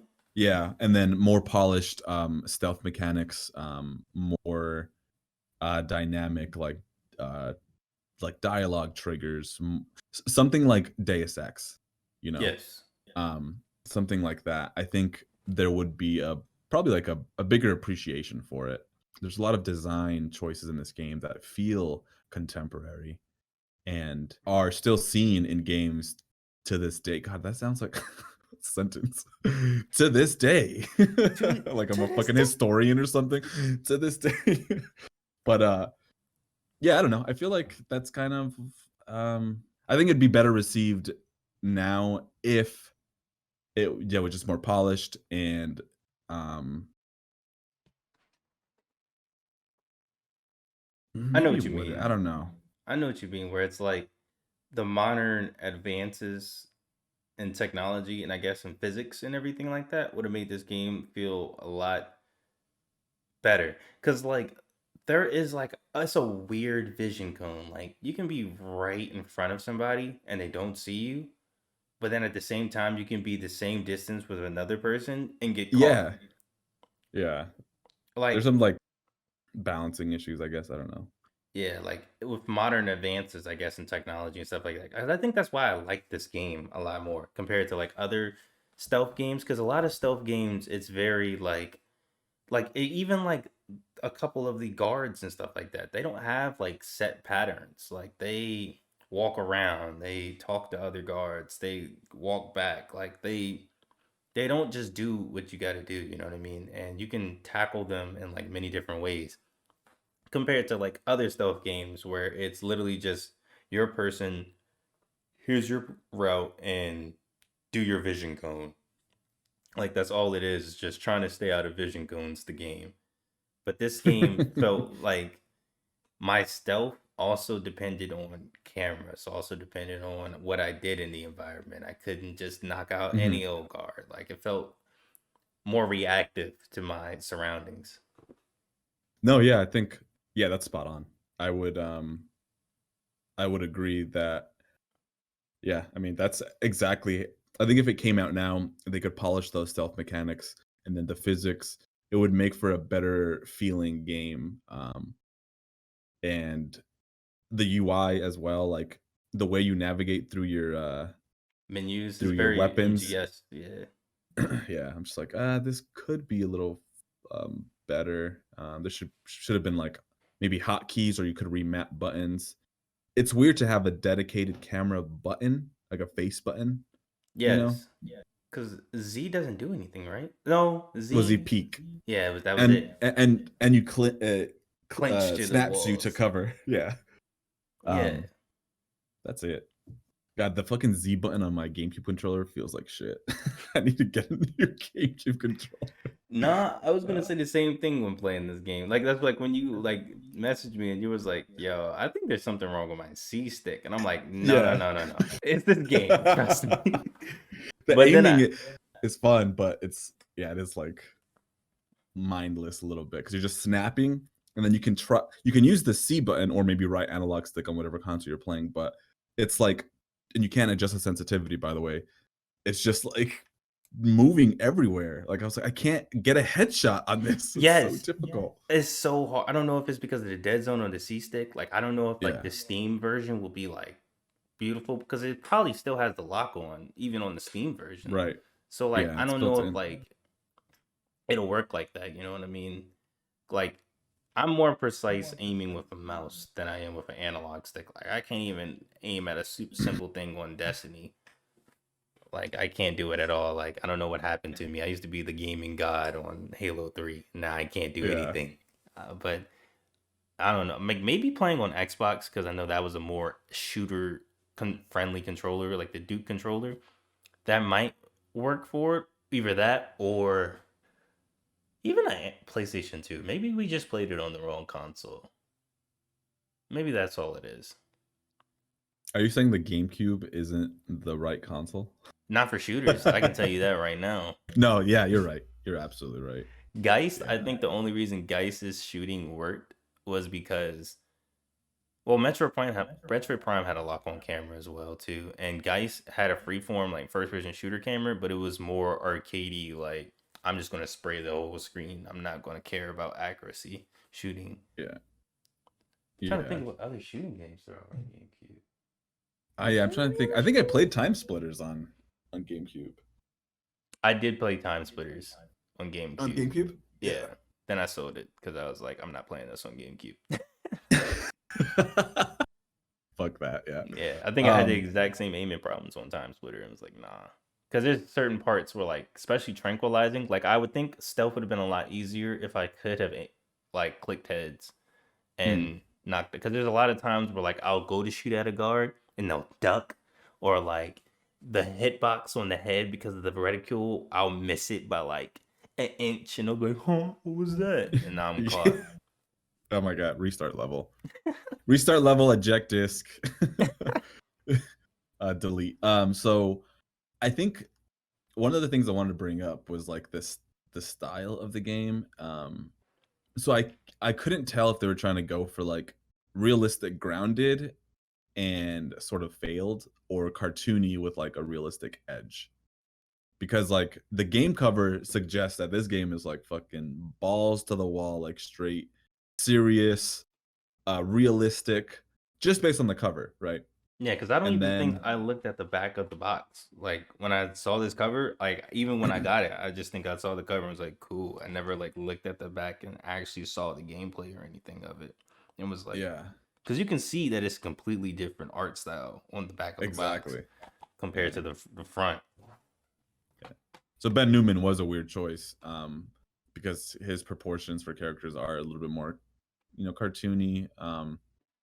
Not that that's wrong or anything, but I think the game I think it would have looked better, honestly, if it did like a more like realistic proportions on the characters. If they looked more, I'm trying to think of a GameCube game where like the characters are more regular looking, but I can't fucking think of something right now. I'm thinking of Geist. Geist, Okay. I think. See, the thing with Geist is that like it has such a serious art style. Like it's such a serious ass game made by Nintendo of all fucking companies. But I actually got to disagree with you on that one. I think the You art like style, the yeah, I like the cartoony art style. It helps emphasize and exaggerate like the psychic abilities. Like I think because it has the ragdoll physics Mm. and real time physics and everything that go along with it, it kind of like hurts it a little bit because like the cartooning, like everything's stylized, and then you have this unstylized, especially because it's early 2000s ragdoll physics and engine, so it kind of like hurts it more than it helps it because you'll there's a lot of times where I'll like throw a guy with telekinesis and his head will get stuck in the wall or yeah. something like crazy like that just because of like stupid physics or like trying to move shit and then you don't move it or The psychic powers didn't feel snappy sometimes. Like throwing somebody. Well, actually, when you're shooting somebody, I feel like I could never tell when they were dead. yes. like like I shot like like until they dropped their weapon, that was like my only visual indicator. There was no audible like indicator or anything else to really let me know that somebody was dead. Um when you're like strangling them using telekinesis, I couldn't I never knew when they were dead until And I even let then they'll go of be them. passed out and they can get back up like They can in get yeah, 2 minutes and you'll be like, what the hell? yeah. So that was like really frustrating too. I'm like, I can't. How long do I have to hold you for to throw you against the wall? Like those Splinter Cell guys wearing all black that are like the harder enemies. I could never tell like when their shield was off so that I could shoot them, and Or even that's why I how would to use. take it off. Yeah, I would just use telekinesis. I figured like I had to like somehow there's like a back end health meter, and once I get it down to a certain like level, then I can start shooting them or whatever. But yeah, it was a lot of playing around with it, a lot of unknowns in the game that I feel like all sort of just culminated in an experience that felt a little like half baked at times with like some of the mechanics. But I mean, to go back to the art style, I do agree with you um that like I do like the art style. I guess I just was like, well, what were they trying to go for exactly? But yeah, I Yeah, mean, it I is. think you're right. I do like if this was made into a movie, I guess. Like if this was like made as like a real like CGI movie with this art style and the same groundedness to it, it would be flawless. I think what holds this game back, and I think with the Steam release and everything, that might help boost it. I guess if some modders like retexture everything in 4K and stuff like that, does better lighting. Once the mods and everything from the super dedicated Second Sight fans and Timesplitter fans, because if you've seen Timesplitter HD and even like from what we've seen of like an actual definitive Timesplitters 2 HD, I mean 4K like remastered and the Homefront 2, like you'll see like those graphics and this art style, it does hold up once it goes into the HD generation and everything like that. I think because this is the SD generation, it doesn't really help it out a little bit more. I mean, it fits for the time, you know what I mean? It looks good for PlayStation 2, GameCube, Xbox era, but like playing it now, like if it was made now with the same art style, I think it would still be the same quality seal of approval. Mhm.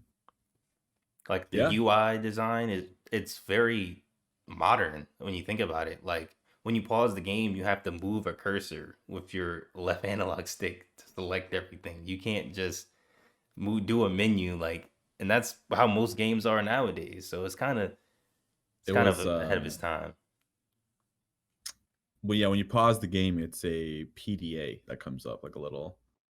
What used they? It wasn't quite a cell phone. They were like The these PDA actual, things. yeah, with its Yeah, stylus on the side. exactly, like a BlackBerry, like or something. Yeah. And actually, I that's probably my favorite part of this game. I always liked when games use computers and like you can like it's like a real computer. Like you had the mouse and then you had the desktop, screen. You could click around and you could like look through stuff. Although you couldn't, I mean, there's not that much to look through because it was very limited. But I just thought that was cool, and that was probably like my favorite part of that game. It's just like going to a desktop and like looking through it real quick to Oh see what you yes. need. Clicking I the thought that was map cool. and actually have like it doesn't show it just says this is where you're at and you having to like Yeah, piece all the rooms together. Like it's really interesting. yeah. I really like that part about it. It reminds me of the Matrix. Shit, what's the game? Enter the Matrix. Did you ever play that? Enter the Matrix. Did I you? did play that game. So there was like a mini game in that, like a hacking mini game. Yeah. Did you Do you ever remember get the that? co-op? I mean, not the co-op. The fighting game mode. Did you ever get that? Yeah. Looking at like you felt like a I was like in middle school, like early middle school. I just remember feeling like a badass, like being able to find out what the codes were. Like, oh, run this, whatever code .exe, and it was just like you felt like you knew all this like code and shit. Like it was I'll never MS forget. DOS. Yeah, I'll never forget. Like one of the kids in my neighborhood came over when we was playing the game, and he's like, "Hold on, pass me the controller." Types in the code for the fighting game mode, and it's just like plug in a controller, bro. Let's play. And I'm like, "What the hell did you just do? This is some Yeah. new shit. I didn't even know this was in the game." Yeah. It's just so that stuff was so cool. Like just computer stuff in games like that where it makes you feel smart. or yeah, just makes you feel smarter than you actually are. Did you 'Cause, find I like mean, the I don't secret really. Space Invaders game and stuff? No, I don't think I did. So I Or think I think there's I looked it up and I was just like, oh, cool. there's But I like never four of bothered them. with it.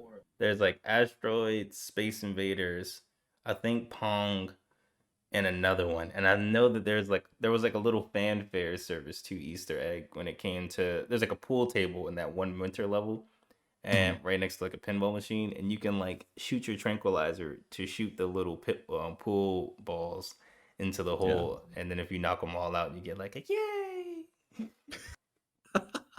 What the hell? Yeah. Uh, I was thinking about I was like, is that a back of the rack game? I've been going to like stores now and I'm like, wait, what is a back of the rack game now? Because like there's back of the rack games for me personally because gaming was insular, and I think it was insular for a lot of people too, in terms of there was no uh gaming community really, aside from maybe like old Game Informers or something like that. Some people like were into forums, but like for me, like when I was going to the game store, I didn't know what was hugely popular aside from maybe like what was being advertised. So like ev- everything that I didn't know about was back of the rack, you know. Yeah. So like a game like I mean I would even say Timesplitters because like that I didn't know anything about it and I was like, wow, what is this? Like, I don't know anything about this. Like this just seems like, but it was popular. A lot of people played it, a lot of people know about it. Or even Resident Evil 4. I thought that was like a gem. I was like, whoa, what is this? No, High you're wild for quality. that. Yeah, no, that's how it was for me though, because like I didn't have any friends that played the same games as me or really played that many games. I didn't have yeah, I just wasn't in a community of gamers and I wasn't in a community of game news or publication, anything like that really. So like there's a lot of games that I knew like were popular or that that people would talk about. But ultimately a lot of games that probably weren't back of the rack for many people but were for me um were like I guess ended up being popular, like Resident Evil 4, which is like hugely popular. I didn't know, dude. I was ignorant. I was like, what the hell? Cool. This Yeah, well, looks, to be fair, you know? that's how I feel with like our mutual love for Warriors games. That's exactly how Yeah. I feel. Like every time I was like, bro, Samurai Warriors, bro, you should like play this. This shit is fire. They'd be like, fuck you talking about? Like this, I'm not Mhm. playing this. I'm like, bro, Dynasty Warriors 7. Like I think one of my best friends, we bonded is because I went to his house and he had Dynasty Warriors 6, and I was like, dude. And he's like, what? And I was like, come on, let's play Dynasty Warriors 7. We would play Dynasty Warriors 7 on the Xbox Live Party chat, and we playing our Mhm. own separate like conquest modes. Just like, nah, man, I'm doing this mission right now, man. Oh, you That's got that cool. 5-star? Oh, that's cool. It's the only time. But Yeah. like, I would say this game is back of the rack. Yeah. I guess for like people like us, you know what I mean? Like that was kids during that Black time. people. I'm just kidding. People of color. Now that you say it, if I was like, "Ooh, mom, we're in GameStop. I'm like, Mom, I think this is the one. Get me this game. She would be like, what the hell is this demon ass shit? Put that shit back. Hell no. You better Yeah, go get that's one of the damn Naruto games. You get that? Oh my god. Yeah, But that's so like, funny. Yeah. yeah, we were kids, so like, you know what I mean? Like, we wasn't thinking about that, and you know, we was trying to find ourselves. And then like we would play whatever was popular, you know what I mean? So like if kids were playing Modern Warfare or Halo, we were like, "Oh, I want to play Modern Warfare or Halo." Just to fit in. And then you would play once you got your little set knit of friends, then you would play what you want to play or play it not online or something like that. But like this game was gone for 10 years. Like you couldn't get it until like last week on Steam. Like GOG, everything. It was just gone on PC unless you had like the actual physical. But who the fuck has an actual physical PC game box anymore? Unless you were a collector from back in the day. Yeah, that's true. So it's kind of like, That is very true. unless you were like us collecting video games, or you just had it already. You unless you knew about this game from playing Timesplitters, I don't think you would have known about this game. Because I didn't even know this game was the Timesplitters people until I put it in the first time. I was like, yo, this looks like Timesplitters. Speaking of Back of the Rack, though, you just picked up Musashi Samurai Legend. Yes. That is one of my all-time favorite games that I never finished. But I've never played that was it. that's a Back of the Rack game for me. Because I no one talked about it. I'm like, this looks cool. I like anime, whatever. I'll pick this up.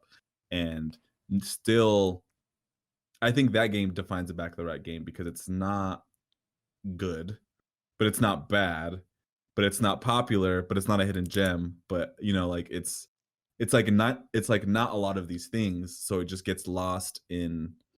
I think we're carving our own like definition for these games that are like. I mean, you've said in the last podcast, you said average, you know, and I like that they're pretty much the average games that people were like, yeah, it's kind of whatever, it's bland, but Because even if it's good and nobody knows about it, you're gonna know about it. Like right. there's a niche of like YouTubers that just make like the top 7 PlayStation 2 games, and then Right. you just watch it and you're like, oh yeah, I know all these games. Mm-hmm. Yeah, Like Zone of the Enders, like that's a great game. But that was like another game that yeah, that was but like fucking son. I can't. Are we? Do I interrupt you, or is there a delay? Sometimes I don't know. there might I'm be like a half a second delay, maybe, and that's what's fucking us up. so I'm just like, oh wait, are you trying to speak? I don't know. Yeah. Well, yeah, like Zone of the Enders is a great game, but like it's very, very niche. But at the same time, it's so niche but so good that people know about it. It got an HD remaster, Yeah. so like yeah, it's popular. You know, it's not popular, but like it's known. yeah, like I and would say Virtual Quest is a back of the rack game. I've never heard of Virtual Quest. Yeah, it's a Shenmue / action RPG based on the Virtual Ooh. Fighter series. So like in the Virtual Fighter games, there's a quest mode, unironically, and essentially in that mode, Oh, yeah, okay, I seen this. Okay, it's kind of like you like are digitally like you play as yourself and you go digitally into like a world where like you play as the Virtual Fighter people in like arcades and stuff like that, and like fight other people. And like they had like actual AI of like actual pro esports players and stuff like that built into the game to kind of like boost it up a little bit. And Virtual Quest is just that whole concept but made into like an actual like JRPG. It's kind of sounds tight. It's really interesting. It's really interesting. We'll tackle it one day. Yeah, I think I want to say that's almost all I have to say about Second Sight, man. Yeah. The main have thing I any really other liked thoughts? about it, no. The main thing was really the story. Like I wanted to talk about specifically when it fucked my mind when he was like in the fucking bed and he grabs him, Yeah. like the projection. He's like, "You're in the future." But he's Yeah, in he's the like, no, past. you're yeah. The present is now. Like, what the It, fuck? it was yeah. Yeah, my girlfriend was sitting me she was sitting with me when I was playing it, and I was like, what the hell? She's like, what? And I'm like, I don't know what's happening, but this seems like intense right now. Like, I don't know. Like, Something's that was crazy. But yeah, yeah. that's all I have for this game, and that's all it sounds like we all have for this game. I guess we Yeah, could I get mean, it this. was a lot. I feel like we unloaded a lot about our thoughts of like, 'cause it Yeah, we was, kind of just shitted this out, honestly. yeah, and well, because I tried to like not. It's like I want to talk to you about the game as we're playing it, but I also just want to save it for when the podcast, like when we do the podcast, because then I don't want to just like Rehash it. retread everything. Yeah, like keep telling you like, oh yeah, by the way, this is how I felt again. I don't know. It might feel But see, not as this game was authentic, I hard guess. though, because specifically like the twist, like that's when I stopped myself when I was like, because I wanted to talk with you about it, but I was like, wait, nah, this twist, Yeah. like once it happens, is kind of crazy. And then also like certain levels, like it kind of ruins the effect, you know what I mean, on certain levels. Like if you watch somebody else play it, because you get uninspired results of when you play it, because then you think that's the way I gotta play it, when you could Yeah, play through the yeah. mission in a completely separate way and stuff like that. Yeah, that was another thing too, because obviously you were playing it one way, I was playing it one way, and it was like, well, I'm just gonna have my own experience with it, so that way when we do have the conversation about it, it's like our own unique experiences, and not like, oh well, you did it this way, and I talked to you about it, so I ended up doing it that way too. Although I did watch one of your gameplay videos because I was stuck, and I was like, what the fuck did Sondi do? How the fuck did this How did he motherfucker beat the game? get through this? Yeah, I was like, how the hell did he do this shit? What the hell? But I highly, highly recommend you to play through this game blind, like as blind as possible. Like if you wanted to play along with us, and if you wanted to play this game first, then come back to the podcast, or even if you've never heard of this, still heard everything that we fucking said, and want to play it still, just go That's a in good it. call. Don't look at no gameplay other than what you've seen on screen, and just enjoy the ride, because it's Yeah. really, really good. Yeah. And obviously, like, yeah, this is if you've played the game before and you want to listen to, someone talk about it, because I don't think there's much content out there about this game to begin with. So, yeah, I mean, that's a perfect way to sort of guide our listeners on how to approach this. I will put a spoiler thing in the like when I'm editing the video. I'll put like a spoiler warning in the beginning, because I felt like we should have maybe We should start with that. We'll do Yeah. that next episode. yeah. But I do feel like I do want to talk about all the stuff, even if it's spoilery. Like that's kind of the fun of the podcast. It's like, well, I want to talk about the story. I want to talk about what happened. This isn't like a new game. If this was like a game that came out last year, I could understand. Like, okay, we don't want to spoil it for everybody. Yeah. This is a what 15-year-old game. This game's old enough to drive. This game came out in 2004. At Not my old enough job, to drink. I Old enough to have drive. kids that come into my job to like do shit, and I look at their driver's license, and I'm like, bro, you're younger than the Wii. Like, That's how you gauged. yeah, Dangerous. like I think about shit, and I'm like, bro, you're younger than Bladestorm, the 100-Year War. What the fuck? But you're just as mediocre. You'll never amount to anything. You're born after Yeah. Bladestorm. That's the peak of humanity. Yeah, the Blade Storm. That's your what are they? So how like there's years, and you have like an animal designated to like the year. Like I was born in the year of the rabbit. Year of the Yeah. Bladestorm. Yeah, year of the Blade Storm. In the yeah. year of the second sight. That's how we're gonna start designating people, because we're super nerds. Oh, actually, that's a good question. Since we're kind of moving out of the second sight discussion, and we were kind of like in the just leftover thoughts, a little bit of like closing stuff. But do your friends consider you a nerd?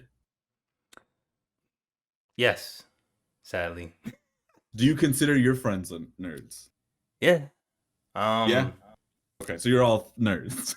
let me check the Discord, right? Well, I can't. I'm recording the Discord, but when I left, they were all playing League of Legends, and Okay, they were so they're as they were downloading Minecraft mod packs to download and talking about Destiny while playing Teamfight Tactics. So, yeah, nerds. they're nerds. We were talking about the anime chapters earlier today that came out for Shonen Jump and stuff like that. But alas, I'm the nerd because I have this behind me. You're the collector. Yeah, they were yelling at me like, "You buy all them damn games, but you ain't got an air fryer." I'm like, "All right." What? Yeah, they was mad at me. I They don't was have like, I don't have an air fryer. What it? Why? "Nah, my mom bought me an air fryer for my birthday," and they're like, "You just got an air fryer? You supposed to been have one. You got a house, but you ain't got no air fryer." I'm like, "I got an oven." Yeah, like what? I don't I understand. need an air fryer for 'em, but I mean, we gonna see. I was air frying some salmon before we got in this podcast, so Yeah, you have to let me know. Salmon's like my favorite food, so you have to let me know how that we gonna see. how We that gonna works see if out. it goes. Would you? So you would recommend this game? Yes. Is that? Yeah, you would recommend it. Yes. There we go. I realized it got dark because we were talking so long. I would definitely recommend this game. Yeah. See, the thing about this game is why I think this game is like super interesting to me specifically is because I don't normally play games like this. Like I normally play RPGs or something with a level up, or even if it doesn't have a level up, like stealth games that I play are like Sticks or a game where it doesn't really matter if you get caught. That's kind of like an afterthought, you know what I mean? Where it's like stealth through, but if you get caught, oh well. Like I don't really like think about this game like that, and this game is very interesting because it's not what I expected at all. Seeing the cover, playing the game by the same people that made it, like it's everything I did not expect, and I think that's a good change of pace from what I normally play, which is all weeb shit. No, I've seen your channel. There's not enough weeb shit on there. What the fuck? Hey, Super Duro, Was that? That was not a weeb game. that is That was a weeb game. I watched your whole thing on it, and it looks cool, but that's Western animation. That's not weeb? There's a whole Super Saiyan battle in that game. Oh, it's taken from popular culture. I would That say. is true because the character is technically Napoleon Dynamite. So I mean, Yeah, pretty yeah. much. And also, I saw your gun video, and I really enjoyed that. Everybody go watch it. But Don't do it. There's a song in there that oh my god, I forgot. I just got secondhand embarrassment from that song. I just thought about that shit. wait, what? Wait, what? What? In the A beginning, song? in the beginning of the video, I made a fucking song, a little rodeo song, a salon. Oh, song. that's right. Yeah, yeah. That's good. No, that was good. That all felt natural. It wasn't like awkward or anything. It was good. Yeah. But I'm looking forward to your second sight video now that Likewise, I want to see. I'm not making a second sight video.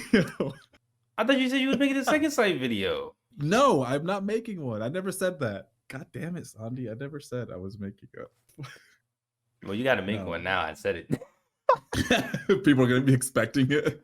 Yo, where the second sight video at, man? No. I don't even. I'm still trying to come to like you have come to grips with like what content is gonna be on your channel and like the consistency.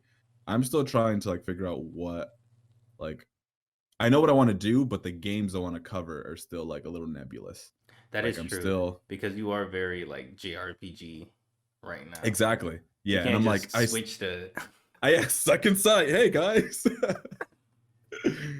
So and I kind of want to stick to that, but JRPGs take so much time, you know. So I'm just trying to and I lost all my music stuff, so so it's just a whole fucking thing. I'm just gonna do this podcast. Fuck it. This is it. This is all I got. This is all I'm fucking yeah. At least I get to play a game. Exactly. I'm lucky I get that. Honestly. Yeah, you know how daunting Persona 3 feels to me? Because I know, even Persona 5 Royal, you know how I just know the first 4 hours just talking in cutscenes. And it's like, Yeah. do I have 4 hours to sit there and watch cutscenes? Mm-hmm. to get to a little bit of gameplay tutorial and then get to the actual game after 20 hours. JRPGs are, ugh, it's too much, man. Yeah, man. But I did want to. I feel like it'd be fun to do a little section in these podcasts, which we could start right now, where we talk about because we're constantly shopping for games, it seems like. So I wanted to do like a little section, which we could do now, where we just talk about like maybe the top 5 games that we just bought. So not talk about like at full length, but just say this is what I picked up, this is what I picked up, you know. But recently I picked, hold on, let me grab this real quick. I'm about to say, it's fire. Yeah, so I just picked up Dynasty Warrior Strike Force. Bruh, I deadass was going to buy a PSP or a PS3 just for that game, bro. I thought about that shit the other day, and I was like, why don't they make a Strike Force 3? Why don't they just make that normal? Like, Dude, oh my god, that shit was crazy. I haven't played this game. I just played a little bit last night, and I'm like, what is this? It's Bro, so interesting. I love like it. one of my favorite Dynasty Warriors games. Just Is because, it? like, bro, like that little form that, like, Super Zhao Saiyan Yun, stuff? yeah, every single character has that. And it's so interesting to me. It's kind of like Dynasty Warriors and Monster Hunters had, like, a love child. Yeah. And it came out to be, like, amazing. And then I picked up Dead or Alive 5 because I love me some fighting games with busty women, busty 3D women. That Picked up actually this might game. be like the last good Dead or Alive game before it became like a free to play kind of junk or whatever. And DLC. That's what I was looking. The word I was looking for. Heavy the DLC clone. And then I picked up Lord of the Rings: War in the North. I have played that game. Well, I watched somebody play that game, but I never played it specifically. But it is very interesting. It's kind of like the Third Age too, essentially. Is it? Essentially. Okay.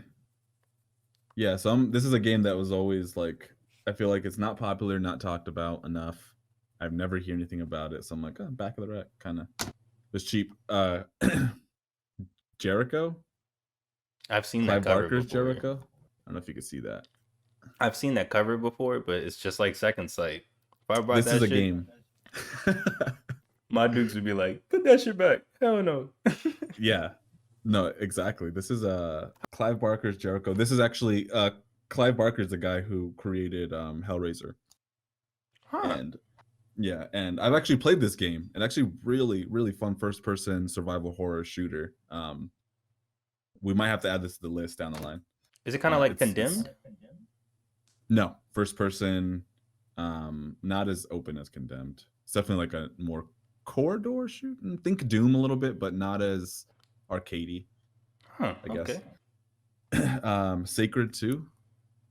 Sacred 2. I've seen that cover before. That's another one of those ones that was in the rack that I was like, This is a back of the. This is basically Diablo, but someone else's answer to what Diablo could be, essentially.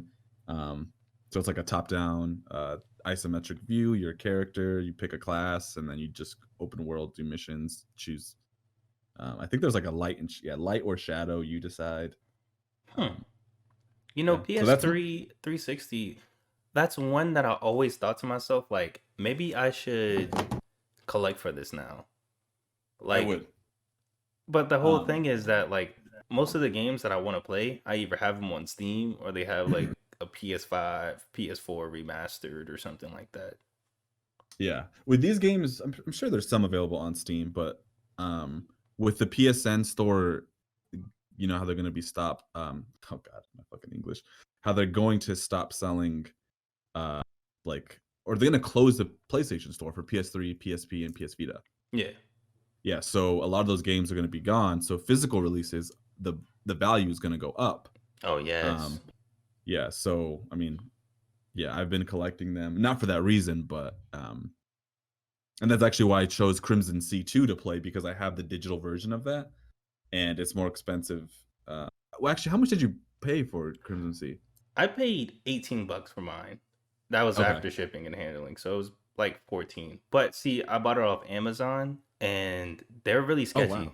because Yeah. you have to click like used, and then they'll specifically, but they won't. Sometimes they won't say like that is disc only, and sometimes they will. But luckily for me, I actually have Crimson Sea in my little thing right here as well. That's one of the ones. Yeah. It actually came like complete in box with the instruction booklet and everything, but Ooh. I like it said just used acceptable. Like there's hella scratches on the back of it, but I can get that resurfaced. So Yeah. Yeah. So yeah, that's what I've got. Show me your fucking haul. Your back of the rack haul. I gave my friend Naruto Clash of Ninja 1 and 2 for a game he said he doesn't like. He said he hates it. Parasite Eve. Oh God, I want Another that so much. psychic action third person shooter game. But this one has the same fixed camera angle, but you can't change it. It's Square Enix's answer to Resident Evil. I actually haven't played it yet because we need to. Can we make the exception and that be one of the back of the rack games? I want to play that game so much. It should have. I might do a video on that game. Oh yeah, then this also comes with, speaking of Musashi, Brave Fencer Musashi. This one does in fact have the Squaresoft 1998 collector's CD inside of it as well. With is that a demo for Xenogears? Huh. What? It's a demo and trailer disc. I didn't know that. That's like, this is the farthest I've opened this box. I kind of just opened it and said everything's in there. All right, cool. Like I didn't even look at the disc. I thought it was 3 discs. So, went down to my local gaming store called Superbit in Falls Church, Virginia. If you want to check them out, they're pretty cool. And I found this as soon as I walked in. Naruto Shippuden Dragon Blade Chronicles. I'm a huge Naruto fan. Never heard of this game in my life. And apparently you fight gigantic dragons and you can use a GameCube controller, and everybody uses swords and have like this samurai aesthetic to them instead of ninja aesthetics. But it's by the same team. Oh shit. It's by Atlas. What the? Oh, are you sure it's not published by Atlas and developed by somebody else?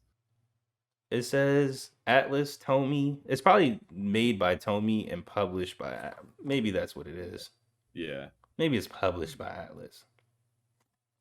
But I'm thinking from what it looks like, this might be like Uzumaki Chronicles 3.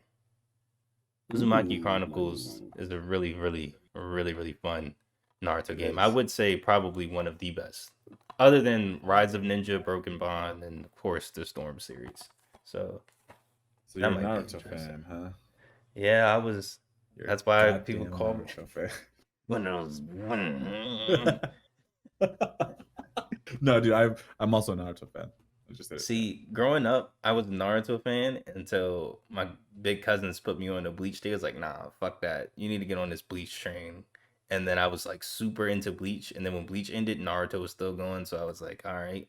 Or no, vice versa. I was like super into Naruto, got into Bleach super heavy, and then when Naruto ended, I got back into Bleach. And then now it's just One Piece because that's all that's left. The next game is, I actually just beat this shit last night. Well, I didn't beat it. That's a lie. I got to the final boss last night. Let's just say that. Nano Breakers. It's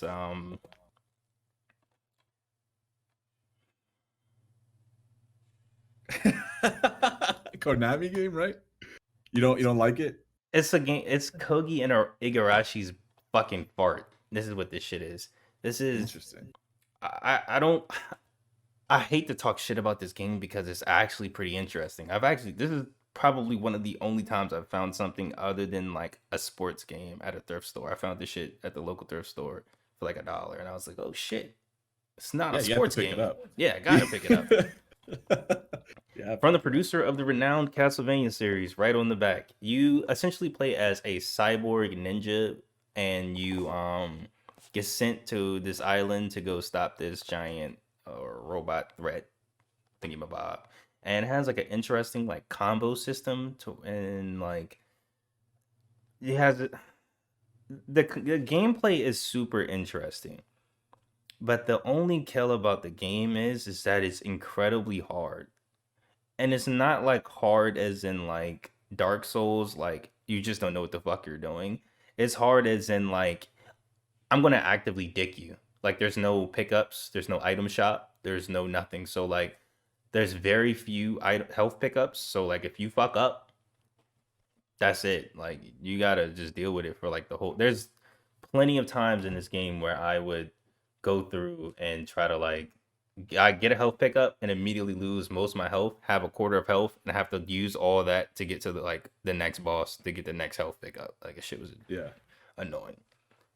Another game, I got this at the same store that I got the Naruto game from. It's because I found this game and we both were like, oh hold on, we gotta figure this shit out. This game I still haven't played it yet. I'm saving it for you. That sounds sus, but I'm saving this game for this podcast. I want to play it so bad. You guys are listening to a bromance in the it's brewing a brewing bromance. Crimson Tears, it's a Capcom game. It's a beat 'em up, but it's actually a roguelike at the same time too. Oh, interesting. Yeah, so it's essentially what Dragon Quarter tried to be and failed, but better. So wait, Dragon Quarter wasn't that an RPG? Yeah, Breath of Fire. Yeah, straight up. Yeah, this is not turn based, right? No, it is real time, which is wonderful. Which is what Dragon Quarter should have been, what it was trying to be, because it has real time elements, but then it goes into like a Disdaiga strategy RPG overhead, and it slows down everything, and that's the main like contentious with that game. But like this game, since it's a beat 'em up, the cool thing about it is if your character dies, there's 3 other characters on the box, obviously. If one of them characters, you choose them to go inside, and if they die, you play as the other character, and you have like a time limit, and you're slowly losing all the shit that you gained inside the dungeon, and you have to quickly go there and save your character to like get your shit. So it's kind of interesting. Yeah, save that one for. Yeah, this is definitely going to be an episode on the podcast because you didn't know about it. I didn't know about it. Only reason I found out about this was scrounging through old video game magazines, and I just saw it and was like, "What the fuck is this? This looks tough. What is this?" And luckily, I went to the game store and it was right there. I was like, "Yeah, we gotta go ahead and get this now." And then Crimson Sea 2, which is also what we were talking about, Sci-Fi Dynasty Warriors, episode 3.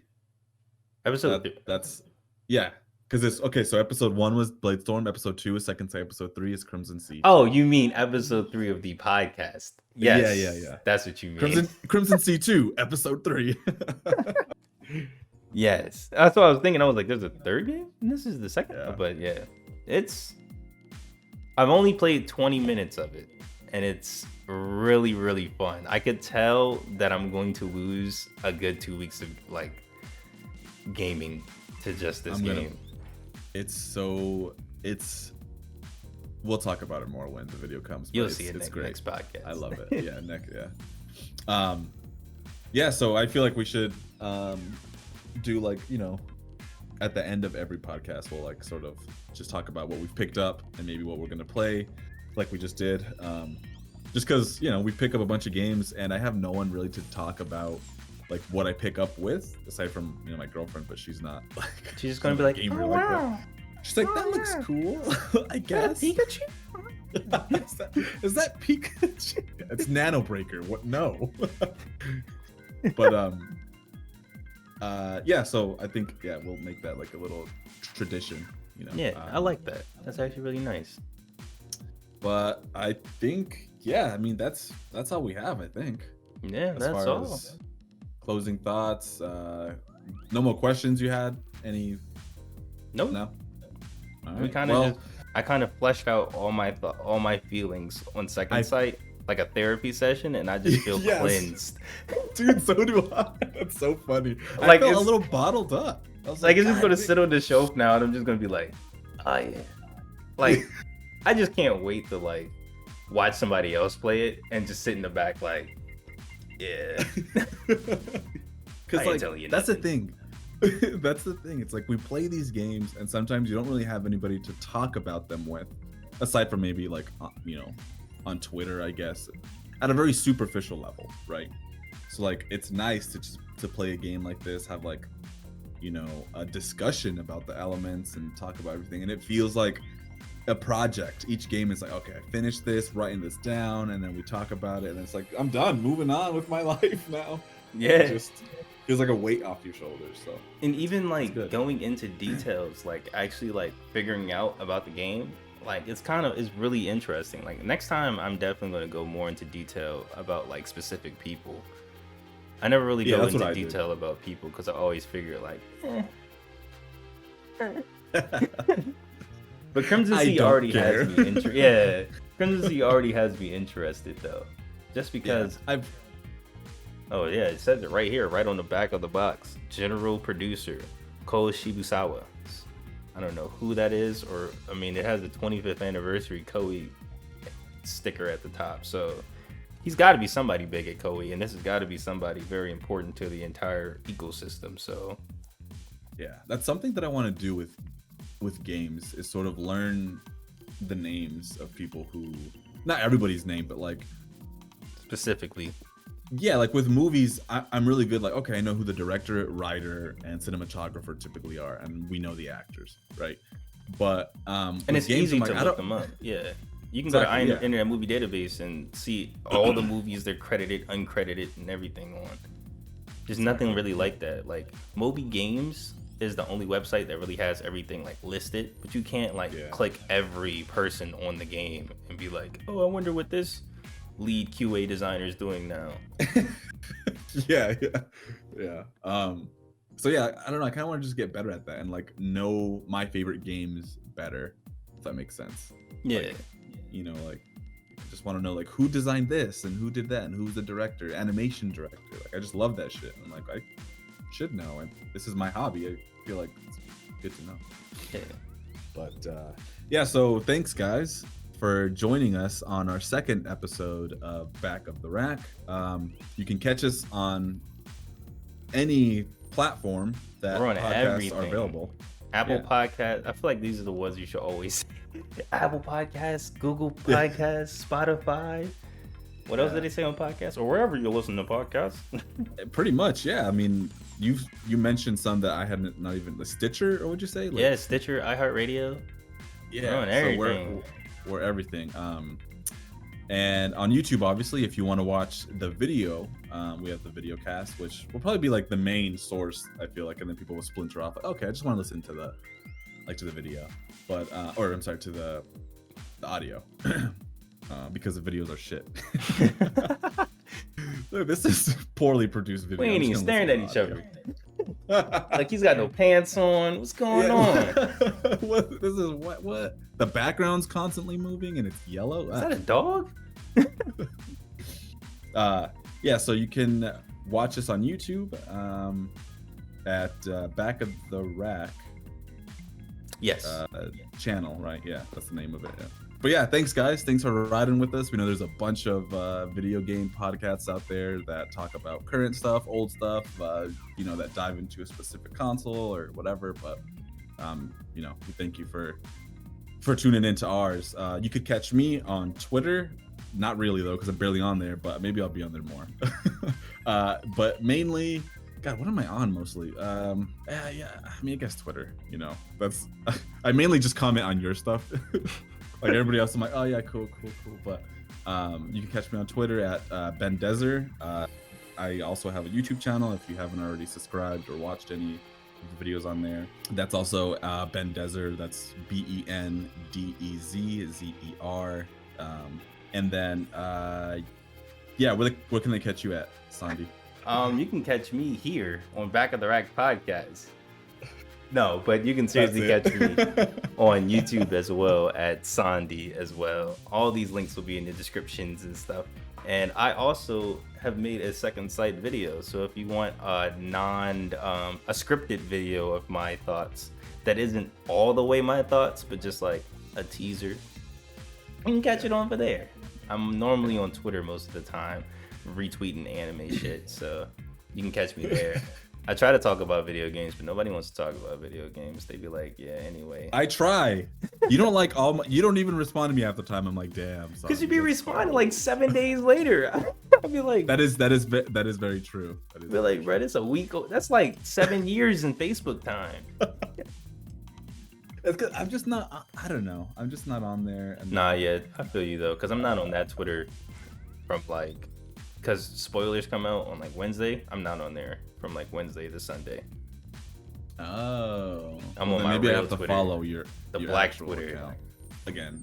Yeah. Thanks for watching, guys. Catch you next time. Good afternoon. Good evening. Goodbye. Goodbye. I don't know. Yeah.